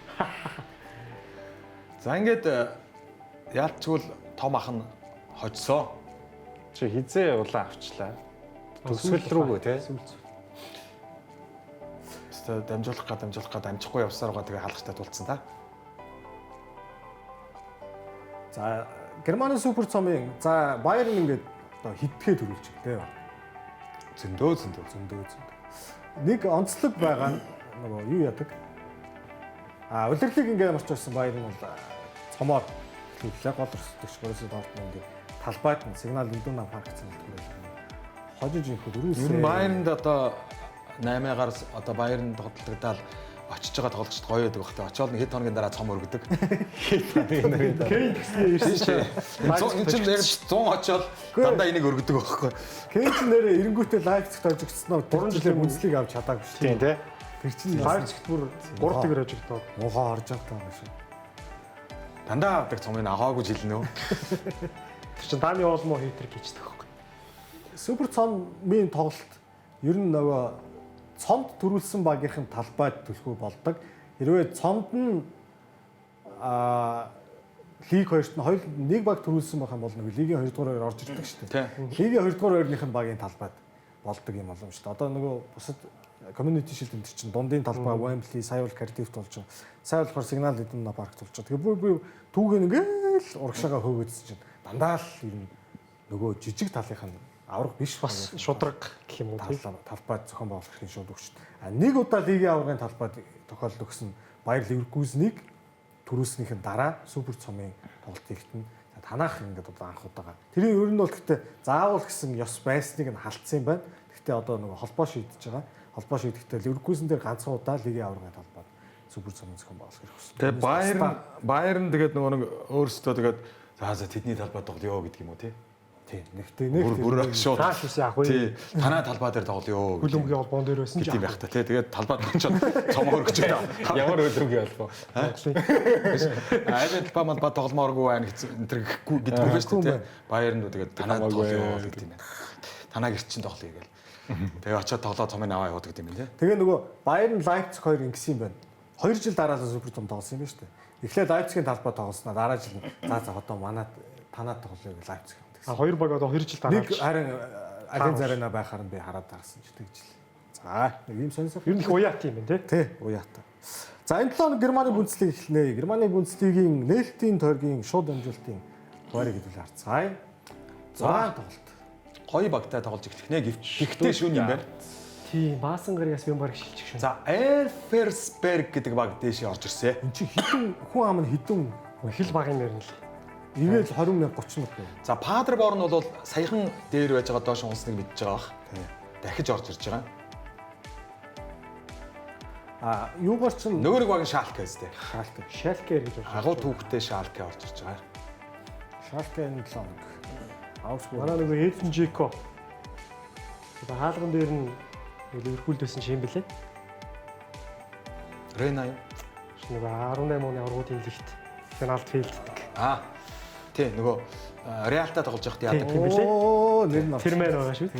Би бас орж ирэхгүй. Та дэс асуугаад бас орж ирэхгүй. Тэр доор нөгөө Hamburg, Werder, Schalke гэдэг айгүй дээрвийн түүхтэй тэгсэн ирнэ саяхан доошоо унсан нэг 3 байсан тий. За гоё тоглолт. Elversberg гэдэг энэ нэг 20 мянга 30 мянга 40 мянга. Тэрнээс ч бага болж магадгүй шүү. Маш зөвхөн амтай жижиг тийм баг орж ирж байгаа. За хаалгач нэрийг мэдмээр байна. Лорис Карис. Ларис гэх. Би бас өөр. Катай л. За Германы Бундслиг ингээ 6 тоглолт 9 тоглолтоос 6 шууд амжуулагдах бол өнгөрсөн 7 хоногт төлөө одоо бусад лигүүдийн үр дүнг нь хараад ярилцаад явнаа. Италийн Serie A лиг эхэлцээ. За Интер бол зүгээр өнгө бол энэ жил бид нэр цомыг өргөнө гэсэн тийм амаараар эхлүүлж байгаа. Нэг баахан англичууд очичоод байна. Stones тэргүүтэй. Тий. Spence, Интертөө. Curtis Jones. За Наполи бол мэдээж хэрэг одоо манай Бройн бол бас яг тийм төрүүлнэ гэсэн амбицтай байгаа. За Ювентус маань ядруу байна. Одоо жишээ нь Frosinone гэдэг баг дээр бол зүгээр бас их зүдэрж шүү ер нь. Энэ хэд маань тэгээд нөгөө дасгалжуулагчаа ингэж хольж сольж хэвээрээ л байгаа юм. Хэвээрээ. Одоо Наполид чи Аллегри очсон байгаа Тий, юм. Лациогийн дасгалжуулагчаар Гатузо ирсэн шүү дээ. Дотроо ингээл хоорондоо ерөөсөө Гаднаас Аморим ирсэн, Миланд ирсэн. солиодох юм. Тэгээ энэ бол айгүй Миланы хувьд бол том ажил авсан. Ториногийн талбай гэж айгүй тийм Италийн Serie A-г мэддэг хүмүүс бол мэднэ. Ториногийн талбай гэдэг бол нэг тийм очимооргүй газар байдаг. За харин Фиорентина маань дахиад энэ жил муу эхлүүлж байна. Энэ тоглолтын дээр Ромад Даниэл Малын 3 гол хийсний 3 улангийнхэн дамжуултыг хэн Дибала 3 ассист. Мал нэг өнгөрсөн хаврын формоор явж байна тий. Тий, үнэхээр ундаг байлаа. Энэ харин Болоня Лациогогийн талбай дээр нүдэлсэн. Тэгсэн ирнэ өөрснөө нэг тэгдүүлцдэг юм болсон. Фратеси очсон. Гэтэ ер нь Лациод одоо жишээ нь баг дотор нь заяа 30 сая доллар үн хүрэх тоглогч байхгүй байгаа. Хамгийн үнэтэй л одоо 25 маваар одоо миний үнэлэгдэх юм да. Энэ жил тэгээ дахиад юу Интер төрүүлэх гээд байна уу? За ер нь Интер тэгээд Наполи л Өнгөийг харахад өрсөлдөх байхаа л гэж бодогдож шүү дээ. Милан ч тэр нөгөө Португал давтлагч чинь их дажиг байгаа ш сая нөхөрсгүүдэх гоё юмсан. Гансалар Рамш. 60-70 хавцаа. 70 авсан. Тэ. PSG-с тий. Дажиг формыг дажиг. Наполи ч цаг дуусч хахад хоёрыг хийсэн шүү дээ нэр. Кевин Де Бройныг. Тэгээд туршлагатай тоглогч нар их байгаа шүү дээ. Кунку. Пулисич гээд 7 хоног амраа 7 хоног тоглодог хүн байгаа. Тэ? Бэрчээд идэх. Айгу хөнгөн бэртээд идэх шиг байна. Манай Комо харин тэнцвчэн лээ. Тэ. Манай гэж ирээд л бачсан шүү дээ. Комо ч нөгөө нэг хэнийгээ авцсан юм байна уу? Паса 60 саяар авцсан. Авцсан юм байна тий. Үгүй Реал дугаасаа буцаж байгаа шүү дээ. Тэгээ 11 саяар буцаад авч байгаа шүү дээ. Дөнгөтөө буцаагаад 60 дээр очиж байгаа. За 8-ны ухаан юм байна тий. За. Спани ла лиг шууд Манай Чалоба Комод гараанд гарсан шүү. Тийм л. За ла лиг ингээд өнгөрсөн 7 хоногийн дундуур эхлээд 2 ч тоглоо. 2 тоглоод дундуур нь баахан тоглоод тэгээ энэ одохгүй маргааш нөгөөдөр бас нэгдүгээр тойрог үлдсэн тоглолтууд явах учраас би ингээд нийлүүлээ харуулчихөө гэж үзсэн. Тий. За нээлт эхлээд ингээ явжсэн Rayo Vallecano Sevilla ч харин үзье гэж байна уу? Энэ жил харин Тий 2 очичлоо. Билбаог талбай дээр нь очсон. Үзэх юм бол Реал цаг дуусч хахад SP гэж шинэ тоглогч маань гол гэж. Тийм Реал. Надад зүгээр ингэж харагдсан шүү. Реал Мадридийн одоо фэнд асуухад Испаниол дээр яг тийм бүр гоё илүүрхэж өгөхгүй л. Үгүй. Ерөөсөө тийм.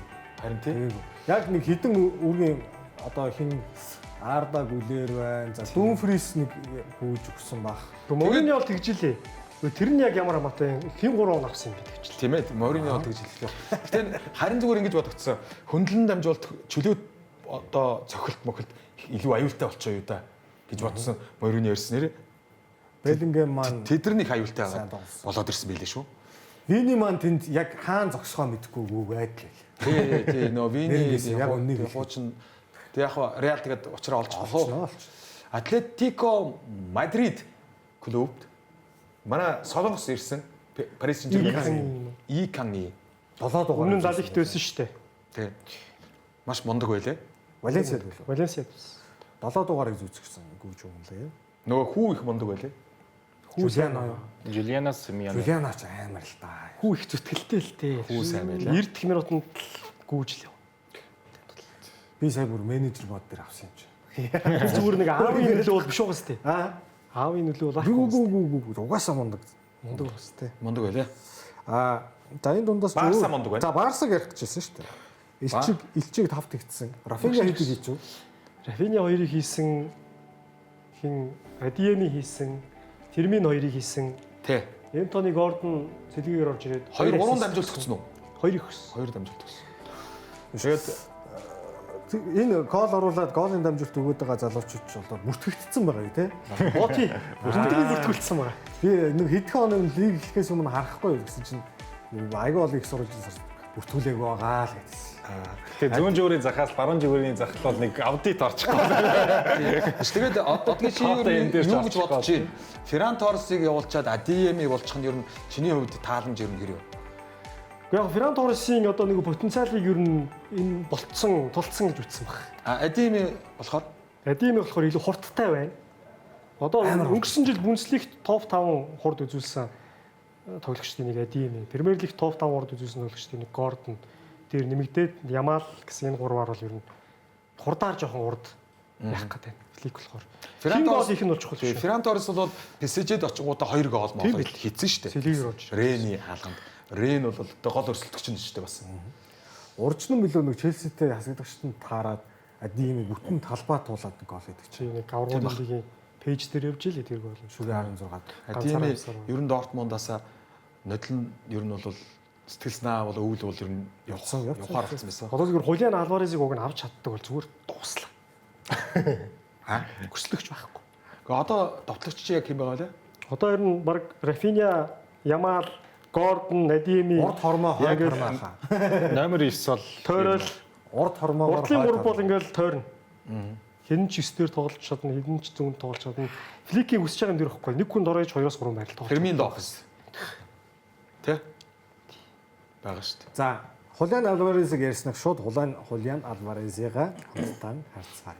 Хулиан Алварез сая тоглолтын дээр ингээд цэнгэлтгэж зарлаж чинь бүүлээд бүр бөө юм болсон. Тэгэл харагдчихлаа. Бүр цэнгэлтэх ингээд Энэ нөгөө нэг дэлхийн аваргын тоглолтоос болоод ингээд байгаа юм уу? Үгүй өөрөө нөгөө явна өөрөө гэдэг ч Барсаараа явмаар байна гэдэг. Дэлхийн аврагын үеэр нэг тоглолтын дараа би ингээд явмаар байна гэд шууд гол нийтэд зарлцсан байхгүй. Тэгээд багийнх нь уурлаад.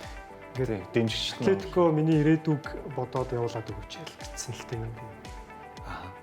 Тэгээ тэр яран дээр та нар юу гэж бодож байна? Алварес буруу юм хийсэн энэ дээр. Гэхдээ энэ чинь одоо фэнүүдийн хамгийн л дургүй юм шүү дээ. Ер нь. Тэ. Гол нь өөрөө 2030 он хүртэл гэрээтэй байгаа мөртлөө Тий. шууд тэгээд хэвлэлээр хэлчихнэ. Би бол тэрийг тэгж бодоод байгаа. Маш маш их твцсэн. Бүр ингээд тэр чинь 2 сар үргэлжилж байгаа юм байхгүй. Барсатай ер нь бол ингээд төгсчоод за чи бүр болохгүй бол паблик байдлаар одоо илэрхийлээ. Хамгийн гол нь Атлетикогийн хинч Алварезыг тоогоогүй, Симеоне тоогоогүй, агент нь ингээд уулзаад ер нь бол ингээд багтаага зөвшөлтсөх гэж маш их урт хугацаа туулсан гэж би зүгээр уншсан. 1-2 сар л. Тэгээд би бүр яг тэр Аргентины аль тоглолт илээ өмнөх оройн харсан байхгүй. За маргааш Аргентины багийн тоглогчдоос ийм тоглогчдоос ярилцлага авнаа. Тэрнээс өмнө Алварезээс нэг ч ярилцлага авч байгаагүй. Тэр өдөрт зориулж Алварез нэрээ ярилцлага өгчих салтанд оруулж ирж байгаа байхгүй. Тэгэл бүр ингээд төвчээгүй л зарлцсан юм бэл. Яг ер нь бол ингээд юу штэ. Одоо нэг компанид нэг одоо ажилчин анх стаастай хэдүүлээ одоо яана гэдэг тийм одоо инженерч байдаг юм уу, юу гэдэг том одоо менежерч байдаг юм уу. тэр компани анх орж ирэхдээ одоо тий өөр юм ярьж байгаад айгуу өстө хэдүүлээ 5 жил 10 жил одоо хамтдаа ингэнэ гэжээснаа нэг жилийн дараагаар нөгөөч одоо явмаар байна гэд унах ер нь угаасаа л компани цогцолтол болдог үстэй угаасаа. Одоо ч 2 үлрэл тоглолцсон байгаа тий. Тэгээд нөгөө компани маань явуулмааргүй байна гэлээ штэ. Гингүүд нөгөө тоглогч за та зүгээр хэлж үзэж болно штэ. За намайг явуулмааргүй бол за тэгвэл яг гэхгүйгээр үгүй би явмаар байна гэдэг хахаар тэгэл ингээл ангалч уламжлал том болж байгаа штэ. Facebook дээр пост мост хийж байна. Тэгээ одоо энэ хоёрын зам бол нийлэхгүй хаа. Гэхдээ харин тэгэхээр ер нь Альварес өөрийн буруу байгаа даа штэ. Буруу. Буруу байгаа байхгүй. Энэ багт тоглоно гэж ирчээд баг нь ингээд яг яах гээд байгаа юм бэ ярилцъя гэхээр ярилцахгүй шүү тий. дээ. Тэгээ яг нөгөө анх нөгөө Атлетико Мадридэд ирж явах үед нь Барселоноч одоо яг авъя гэсэн тийм боломж байсан юм байсан. Гэтэ авъя Фераныг авдаг үйл бүр River Plate-д багт нь 20 сая маяр илүү уг нь санал тавьсан гэ агентны ярилцлага өгсөн төлөлтэй. Гэтэ яг нөгөө Атлетико руу явж явах үед нь бол Барса авъя гээгүй юм байна. Тэр үед яг нөгөө айлгт өөр тоглогчд авцсан байсан болохоор тий авъя гээгүй. Үнэн ч гэсэн их өндөр болцсон байсан. Тэгээд Атлетико Мадридэд ирсэн гэрээ хийцсэнийх нь жилийн дараа 2 жилийн дараагаар Барселона ингээд ардуур нь чамайг авмаар байна чи ингээд хүрээд ир гэж л дээ. Тийм үстэй. Атлетико ч Барсаг бүр шүүхт өгцсөн баа шүү. Тий гисэн байна. За тэглээгээ тоглогч өөрөө нэг хэлж үзээд тий удирдлага за тэгвэл тэгээ гэвэл хамаа алга тий үгүй гэдэг ахт зүтгээд ээж болохгүй л байхгүй. Шинэ тоглогч энэ байгуулагч бас гэрээцсэн баг. Анхнаасаа хэрвээ амбицаа тэгж өндрөөр тавьж Барселона гэж бодож исэн бол гэрээгээ жоохон өөрөө бодож л хийх ёстой байж л дээ. 30 он гэхээр за одоо ч юу лээ 6 жилээр хийцсэн юм байна л да. Барса нэг өдөр намайг дуудвал яах ч үлээ 3 жилээр хийчих юм чи гэж болох л байсан л байна. Тэ? Тийм байж. Гэтэ ер нь Альваресын өөрийнх нь буруу юм. Гэтэ ер нь Өмнөд Америк тоглогч нар жоохон нэг тийм характер байгаа л да. Характер Бразил, Аргентинчүүдийн характер. Одоо би жишээ нь сая надад за Холын Альварес бол ингэчлээ. Гэтэ одоо Энцо Фернандес шүү дээ. Сая дэлхийн аваргаар яасныг нь харлаа шүү дээ Англи эсрэг. Тэр мэр жишээ нь одоо өөрийгөө л нөхрөө хийж байгаа хэрэг юм. Өчтөр Фүлемийнхэн бол ер нь бас нэлээд зовоос юм шүү. Бүүлээл. Энцо ч бас явъя гэлцсэн шүү дээ. Энцо ч яг Реалтай очиж уулзсан. Өчтөрийн бүүлэлт бол яг нэг дэлхийн аваргатай холбоотой. тий дэлхийн. Энцо явахын үед бол багта хэлж үтсэн байхгүй.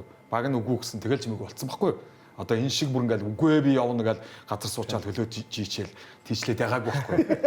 Тэ? За хэлж үзээд за болохгүй яах вэ гэсэн байхгүй. Гэхдээ ер нь бол хүн нэг тийм явуул явчих гээд байгаа нэг тийм юм харагдцсан тий. Харагдцсан.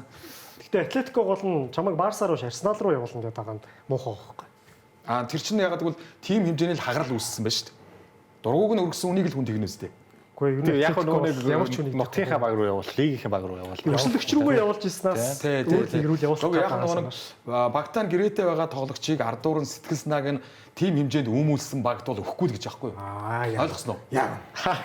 Гэхдээ тим юм тэгэл угаасаа өшгөний цаанд бүх 8 ударгаар тим яваа. Тэр тусам чинь өнөөдрийн энэ хэрүүлийг эхлүүлсэн нь одоо тэр багаа. Тэгэхээр тэр багт бол хизээч өгөхгүй л гэсэн. Гэтэ одоо ингээд Арсенал руу явчвал энэ айгүй Арсеналд айгүй ашигтай болчихоо. Зүгээр Барселона руу ингээд тэгээд ийм гарч ирэх. Альварес маань өөрөө Арсенал руу очихоор сэтгэл харамж нь ямар байх юм? Кермитгэхгүй шүү. Одоо Атлетикос явж илээвэл Альварес явахгүй. Одоо Барса руу явуулахгүй бол Арсенал руу баг явж л таарах байх. Тийм. Одоо тэнд бол Атлетикод ямар ч байх. Атлетикод одоо үргэлжлэж тоглох харин боломж бол аюул зүйлч. Арсенал ч хамгийн гол нь Барса тэнд нөө дурлал бүсгүй тэнд байгаад байхад авах тийм сэтгэлэн тийшээ байгаа хүнийг авчрах хэрэг байгаа Арсеналд. Гэхдээ тэр чинь одоо нэг. Гэхдээ ер нь би Атлетико бол ярьсан гэж хэлээ бас. Альварестэй 1-2 бол ярьсан л юм шиг. дурлал бүсгүй нь яг мөн үү? Жишээ хин бэ? Үгүй за одоо би Альваресийн өмнөөс бодъё л тоо. Жишээ нь аврагуудын лиг, Премьер лиг төрүүлэх магадлал маш өндөр байгаа баг руу явсан нь ер нь бол дээр үстэй. Үгүй Альварес гэхдээ яг тим юм бодоод байгаа мó тоглолтын арга барил мэрилээ бодоод Барселона гэдэг юм уу? Үгүй одоо бол Атлетикогоос явж илээвэл баг хамаагүй болчихж байгаа. Том баг руу явж илээвэл одоо Арсенал руу явна өөрөө баярлах л. Тэгэхгүй бол үзэгч нь бүүлээд өөрөө Арсеналд хурж ирэнгүүтээ жилийн дараагаар би Барса руу явмаар байна гэдэг л яах юм? Үгүй бах уу. Одоо яг хөө Барсад очимоор байгаа ч гэсэн ер нь эхлээд Барселона гэжсэн. Одоо бол нөхцөл байдал шал өөр байна. Энэ наад 8-ын дээр чинь Арсеналынхаа эргэлзэж байгаа бах уу? Ийм хүнийг авчираад энэ хүн чи яг манад зүрх сэтгэлээрээ тоглох юм уу гэж. Ер нь Арсенал бас гинт ингээд ороод ирсэн нэр биш юм лээ. бас л ер нь Альварестэй угаасаа удирдал дуусаад довтлогч хайж исэн. Тэгээ яг бол тоглогч нь өөрөө жоохон Барса талтай болохоос биш Арсенал бол Альварес руу бас хүсэл тавьж үтсэн л байгаа. Атлетико Мадридийнхны хувьд бол зөв л гэж бодож байна тий. Одоо нэгэнтээ одоо хэрүүл өндөрссөн байна шүү дээ. Тэгээд юу гэж тэр хэрүүлийг ихлүүлсэн баг өгөхгүй л гэсэн л байхгүй. Бид нэр энэ 8 ягааж бүтэхгүй. Явуулч өөр манай жигүүр бол тэгэж бодож байна. гэсэн байна. Манай жигүүрийнхээ авчих гатал.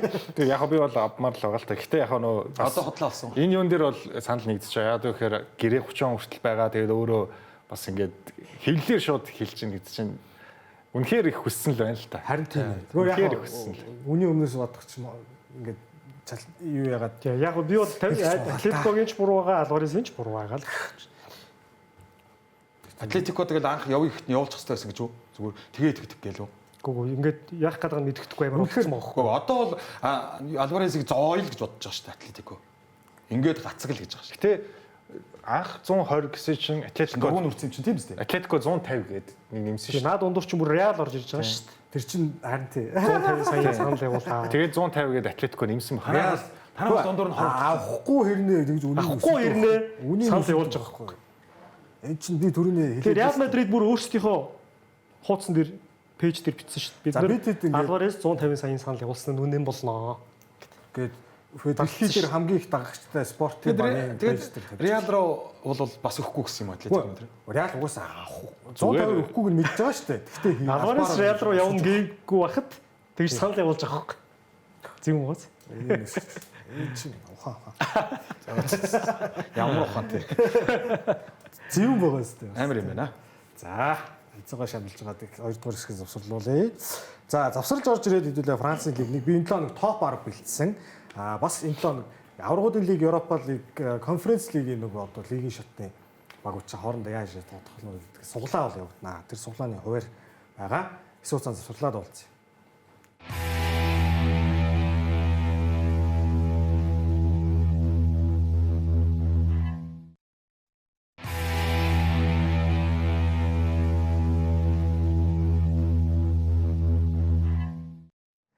За 10 дахь дугаарын маань эхний дугаар биш 10 дахь хөлбөрлийн маань эхний дугаар үргэлжлэж байгаа. За сүүлийн хэсгээрээ Францын лиг 1-ийг хэдүүлээ үр дүнг нь харцгаая.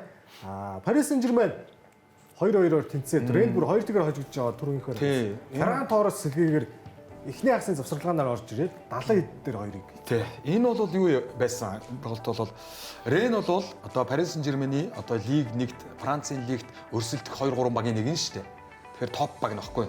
Нэгсэндээ эхний дөрвийн хоёр хоорондоо таарсан гэсэн. Тэгээд Rennes талбайд болсон. Rennes эхлээ 2 гол хийцсэн. Тэгтэл энэ хүнд нөхцлөөс гараал ирж илээ Paris. Хоёрыг хийгээл тэнцүүлж л байгаа байхгүй. Тэгэхээр Paris Saint-Germain бол форм нь энэ жил хിവэрээ байгаа юм байна гэж харагдсан. Нэг гой зөксөн, нэг гой мөргсөн. За Monaco болвол дажгүй. Бас дажгүй тоглож байлаа. Lille бол манай хин айгу холоос голцсон 16 гаднаас Оливье Жиру голцсон байли тий. 16 гаднаас голцсон. За Лион форм нь энэ жил тунд дажгүй байх шиг байна. За Ленс бол энэ жил зорилго төрүүлнэ гэж байгаа юм. Францын лигт манай баг супер цом авцсан. Тэгээ манай баг төрүүлнэ гэдэг өөртөө одоо ер нь бол амбицсан тим байгаа. Марселийн хувьд бол хамаг тоглогчдоо явуулсан Страсбургийг улаан хуудасаар шагнаж өгöd тэгээд дээрэс нь 4-0 олцсон. Нөгөө Лиам Росинермен тэр Парист очсон юм лээ тий. FC Paris. Страсбург Марсель дээр чинь Амин Гүри хоёрыг Тий. Перемэл Хойберг хүртэл нэг гол. Хойберг төгсгөлт хийсэн. Төгсгөл нэг гол хийсэн. Явна лээ. Энэ бол яг бай Страсбургийн нөгөө аягүй их олон хүн зарсан. Шинэ тоглогчид аягүй ихтэй. Дээрээс нь уул автсан. Тэгэхээр Марсель ундаг даач биш яг уу гэдэг. За ингээд Францын лиг нэг 18 багтай эхний тойргийн тоглолтууд бол ингээд ням гарагтаа багтаагаад өндөрлжээ.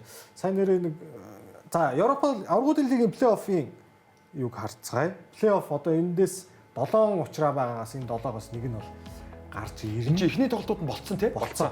Celtic бүр 3-0 тэтсэн. Celtic Bodo Clint-с боссон нэр нь барьцгүй л. Үгүй энэ Celtic ч өөрөө барьцгүй. Гайгүй. 3-0-оос уу. Тий энэ ингэсэн байхгүй юу? Lask-тай амар ширүүн тоглолт боллоо. За тэгсэн Celtic-ийн гоолууд бол хүн итгэхийн аргагүй гоолууд орсон байхгүй. Ер нь Гурлаа юу? тий.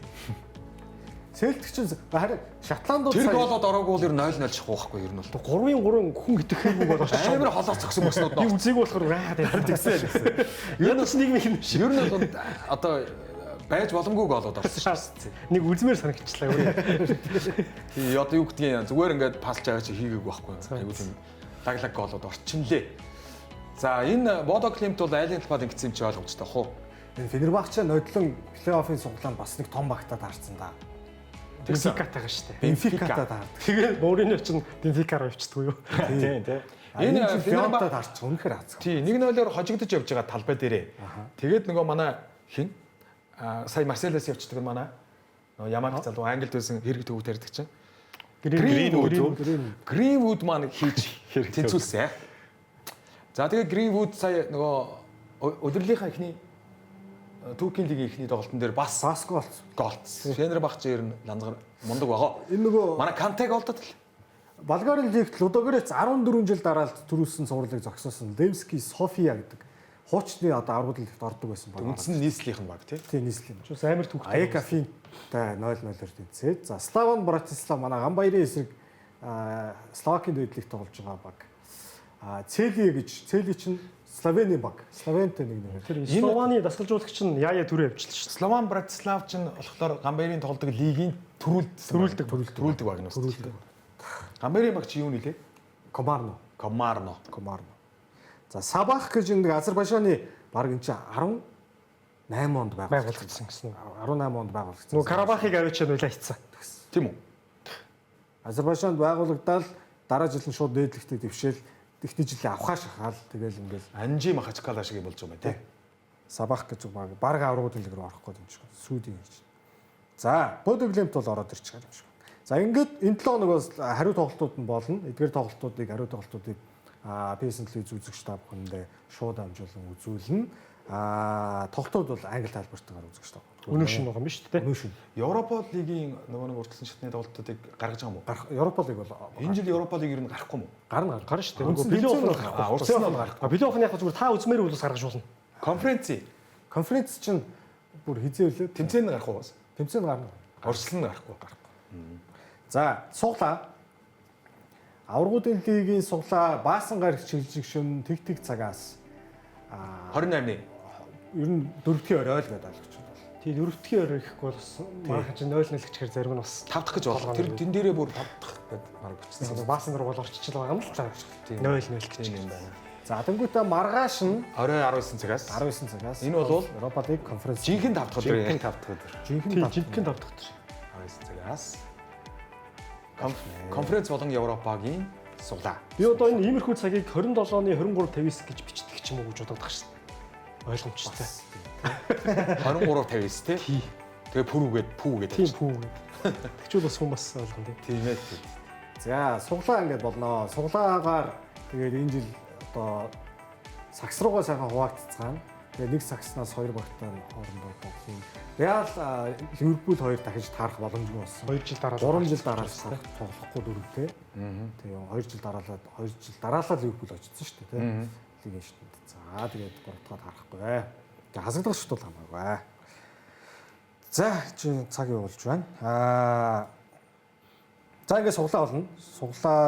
Суглаа баг би тайлбарлалаа та, тийм. мэдгүй. Тэгэндээ. За, тэгцгээе. Энэ 7 хоног юу болсон нөгөө Ньюкасл Ливерпул хоёр чинь 2-2 харьцаатай сая ингээд тэнцэж байгаа. Тэгсэн чинь нөгөө юу юм байна л да. Премьер лигт хоёр багийн хоорондын тоглолтын түүхэндээ орсон нийт голын 90 гэж байна. За. Тэгээд тэр дотроос хамгийн олон гоолтой хоорондын учраануудыг топ 10 жагсаасан байна. Премьер лигийн түүхэнд. За, хэдүүлээ харцгаая. Хамгийн олон гоолтой Премьер лигийн 10 учраа.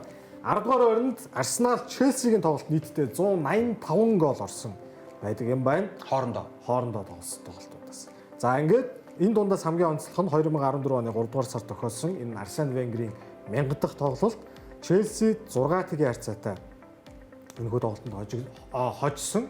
хамгийн олон гол орсон тоглолтын дэр юм уу? Тий, онцлог тоглолт нь тий. Нийтдээ бол бие биенийхээ хаалганд 185. Энэ ер нь энэ хоёрын тоглолтод 185 гол.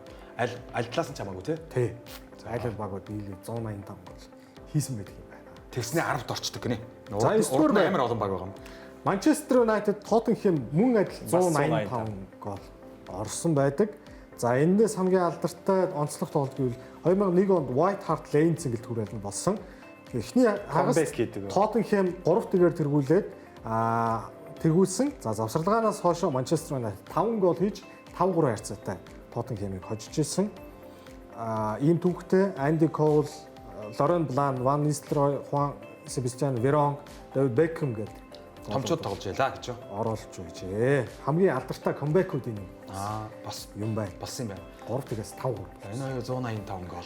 8-3-нд Арсенал Эвертон 2005 онд Эвертон удирдлыг гайхалтай амжилттай үзүүлж аврагуудын лигийн бараг баталгаажуулсан үедээ хайбөрийн зэнгэлтэд очсон. Гэтэл Арсенал тэднийг 7-1 харьцаатай бут нэргсэн байдаг.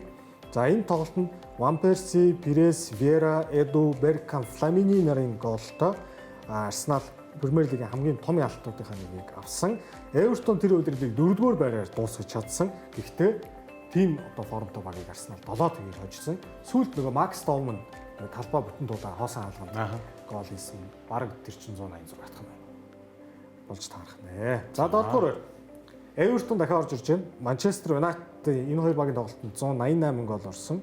За 2011-аас 12 оны аврагын төлөх хөрсөлдөөнд Эвертон хамгийн том хувь зайг шийдсэн баг байдаг. За 4-р сарын 22-нд Олд Траффордод Манчестер Юнайтед Эвертоныг 4-2-оор хожиж явхад 83 дээр Елавич, 85 дээр Пинар голдож ердөө 2 минутын дотор 4-4 болгосон. Тэр тоглолтонд Юнайтед 2 оноо алдаад улмаар улирлын төгсгөлд Сититэй оноо тэнцэж голын зөрүүгээр Сити тэр жил 11-аас 12 оны улирлд авраг болсон байдаг. Пинар Гарначогийн гол. Өмнөд Африкийн бүгд Гарначогийн нөгөө тийм унаж татдаг гол. Бас Эвертон. За Челси Тоттенхэм 188 гол орсон байдаг юм байна.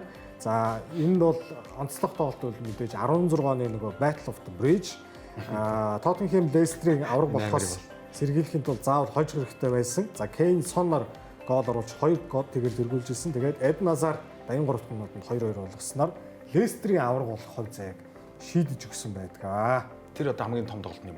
Үгүй онцлог. Том нь биш яхаа. Зүгээр хайлайт нь яриа. За тэгээ ер нь дандаа нэг зодонтой тэгээ нөгөө хоёр тасалжуулагч нь гар бариад зодтолгоош бичлэг. За одоо юу лээ? 5 дугаар ойр 199 гол Ньюкасл Тоттенхэм ямар их орж. Тоттенхэм Эвертон 2-1 гол. Ньюкасл Тоттенхэм хоёрын тоглолт яагаад ийм өндөр голын дондчтой байдгийг 1996 оны нэг тоглолтоос ойлгож болно. Премьер лигт 7 тоглолт дараалан хожоогүй байснаа Тоттенхэмийг Сент Джеймс паркт нь 7-1-ээр бут нэргсэн байдаг гинэ. Бүр сонин Ньюкаслын 3 тоглогч тус бүр дубль хийсэн. Алан Шерер 2, Лес Фердинанд 2, Робли 2, Филипп Альберт нэг голыг оруулсан. Тоттенхэм ганц голоо 89 минутанд тухайн тоглолтод оруулж байна. Тэр гинэ. Дургүй. За 4-р Арсенал Ливерпулийн тоглолт 199 гол мөн орсон байдаг. 2009 оны 4-р сард Anfield цэнгэлт хүрээлэнд Ливерпул аврагын төлөө Манчестер Юнайтедтай уралдаж байсан ч нэг хүн бүх төлөвлөгөөг дураасан Андре Аршавин байсан. Орос тоглогч Арсеналын 4 голыг бүгдийг нь өөрөө хийсэн. Гэхдээ хамгийн хачирхалтай нь Арсенал 90 минутанд Аршавиныг 4 дахь голоор 4-3-аар тэргүүлсэн ч Йоси Бинаюн нэмэлт цагт тоог тэнцүүлж 4-4 болгосон. Улнаар Аршавины голоор бараг хожих шахсан байдаг. Ингээд эхний үед ганцхан гол орсон ирнэ 2 дугаар хагас 7 гол орж исэн юм тоглолт. Арсенал өвдөл. Энийг үзэж байлаа. 3 дугаар ойронд Арсенал Тоттенхэм Хойдландны дерби 200 гол нэгийг үздэг юм байна шүү дээ. завгаа байна. Хойдландны дерби гол ордгийн баталгаа байдгийн нэг жишээ нь 2004 оны White Hart Lane болсон тоглолт. Тоттенхэм 4, Арсенал 5, 9 гол орсноор гайхалтайж бүр сонирхолтой статистик бий. 9 голыг 9 өөр тоглогч хийсэн байдаг. За тэрэн дундаас Андре, Лорен, Виера, Люнберг, Пирес Арсеналаас хийсэн бол нөгөө талаас Найбет, Дефо, Ледли Кинг, Кануте гэсэн тоглогч нар Тоттенхэмээс ч голыг хийсэн. За эхний гол нь 37 дээр орсон юм. Тэрнээс хойш 9 оржээ. 2 дугаар нь Ливерпул, Ньюкасл сая 4 нэмэгдээд Арсенал Тоттенхэм урдуур орж ирж байгаа. Премьер лигийн бас сонгодог өрсөлдөөнүүдийн нэг 96 оны Anfield-д болсон тоглолтод Ньюкасл 2-1-ээр тэргүүлж яваад дараа нь Ливерпул 3-2 болгож тэргүүлсэн ч гэлээ буцаагаад нэмэлт цагт 4-3 болгож тэргүүллийг авч ийсэн ийм түүхтэй. Энийг тоглолтод ер нь 2 удаа ингэж камбэк хийгдсэн тохиолдол бас Премьер Лигт ховор юм байна л да. За тийм тохиолдол болсон. Тэр үед хоёр баг хоёулаа аваргын төлөөнд өрсөлдөөнд явж байлаа. 96-аас 97 оны үеэрэл Anfield-д дахиад энэ хоёр баг таарахад дахиад 4-3 амжилтжсэн. Нэгдүгээр байранд Ливерпул Тоттенхэм 211 гол хамгийн олон голтой учраа болж одоо рекордыг тогтоож яваа. 2023 онд Anfield-д болсон тоглолт Ливерпул 15 дахь минутанд 3 тэргээр тэргүүлж гэлсэн. Тоттенхэм бууж өгөлгүй Кейн, Ричардсон, Сон гэсэн голуудыг оруулж 3-3-аар тэнцвүүлсэн. Гэхдээ 99 секундын дараа Ричардсны голоос 99 секундын дараа Диего Жота тооны хацааг 4-3 болгож улмаар тэр тоглолтод Ливерпул хожиж байсан түүхтэй. За ингээ хамгийн олон голтой уучраа гэсэн асуулт хэрэг квиз дээр ирэх юм бол Ливерпул Тоттенхэм гэж хариулах. Хөөш энэ чинь юу юм бэ штэ? Энэ чинь Тоттенхэм бусад багтайгаа гэдэг тийм болон баг тал нь шүү дээ. юм байна. Тэгээд дээрэс нь юу юм бэ штэ? Хамгийн их олон гоолтой тоглолт бол нөө Премьер Лигийн бусад нөгөө топ 5 баг дээрээс Эвертон, Ньюкасл нэмэгдээд бүгдээрээ л Тоттенхэмтэй тоглохороо ийм дүүрэн гол болд юм шүү дээ. Тэгэхээр Тоттенхэм ер нь Английн Премьер Лигийн хамгийн гоё үзүүштэй тоглолт үзүүлдэг баг юм биш үү? Цацаа салгаатай. Савлгаа ихтэй. Тэг бол алуулна. Цахилгаан зөргөө шиг л үздэг юм шүү дээ. За ийм байна. Эх 7 хоногт болохоор энэ 7 хоногийн пүрэв гаргийн өрөө тэг цагаас баасан гарагчилж гүшин тэг цагаас аврагын лигийн суглаа. Маргааш нь 19 цагаас Европа лиг конференц лигийн суглаа. Энэ 7 хоног үндэслэг эхэлж байгаа. Премьер лиг үргэлжилж байгаа. 9 сарын эхний 7 хоног шигшээгийн цугларалтгүй болж байгаа. Нэрээ Nations Cup байл шүү дээ. Nations League 9 сарын төгсгөл рүү Сарын 20-оос хойш 26-нд байсан. Тийм. 19 сарын эхний 7 хоног, 10 сарын дундлын 7 хоног хоёр шигшээгийн цугларт хоёр тусдаа болдог байсныг нь 9 сарын төгсгөл 10 сарын ихэнх гээд нийлүүлсэн. Тэнгүүтээ одоо шигшээ цуглаад нэг 2 л тоглодог байсан. Одоо би цуглартаар 4 тоглож байна. Тэнд нэг 14 хоног уу? Тэгэхээр мөддөө завсралахгүй бас нэг хэсэг лигийн тоглолтууд бол явнаа. За та гуравтаа маш их баярлалаа. Хамт үзэгчтэй ч гэсэн маш их баярлалаа. 10 дахь улирлын маань цоошин улирлын эхний дугаар бол үзэгчтэй. Шинэ 7 хоногт иргэд уулзнаа. Баяр та.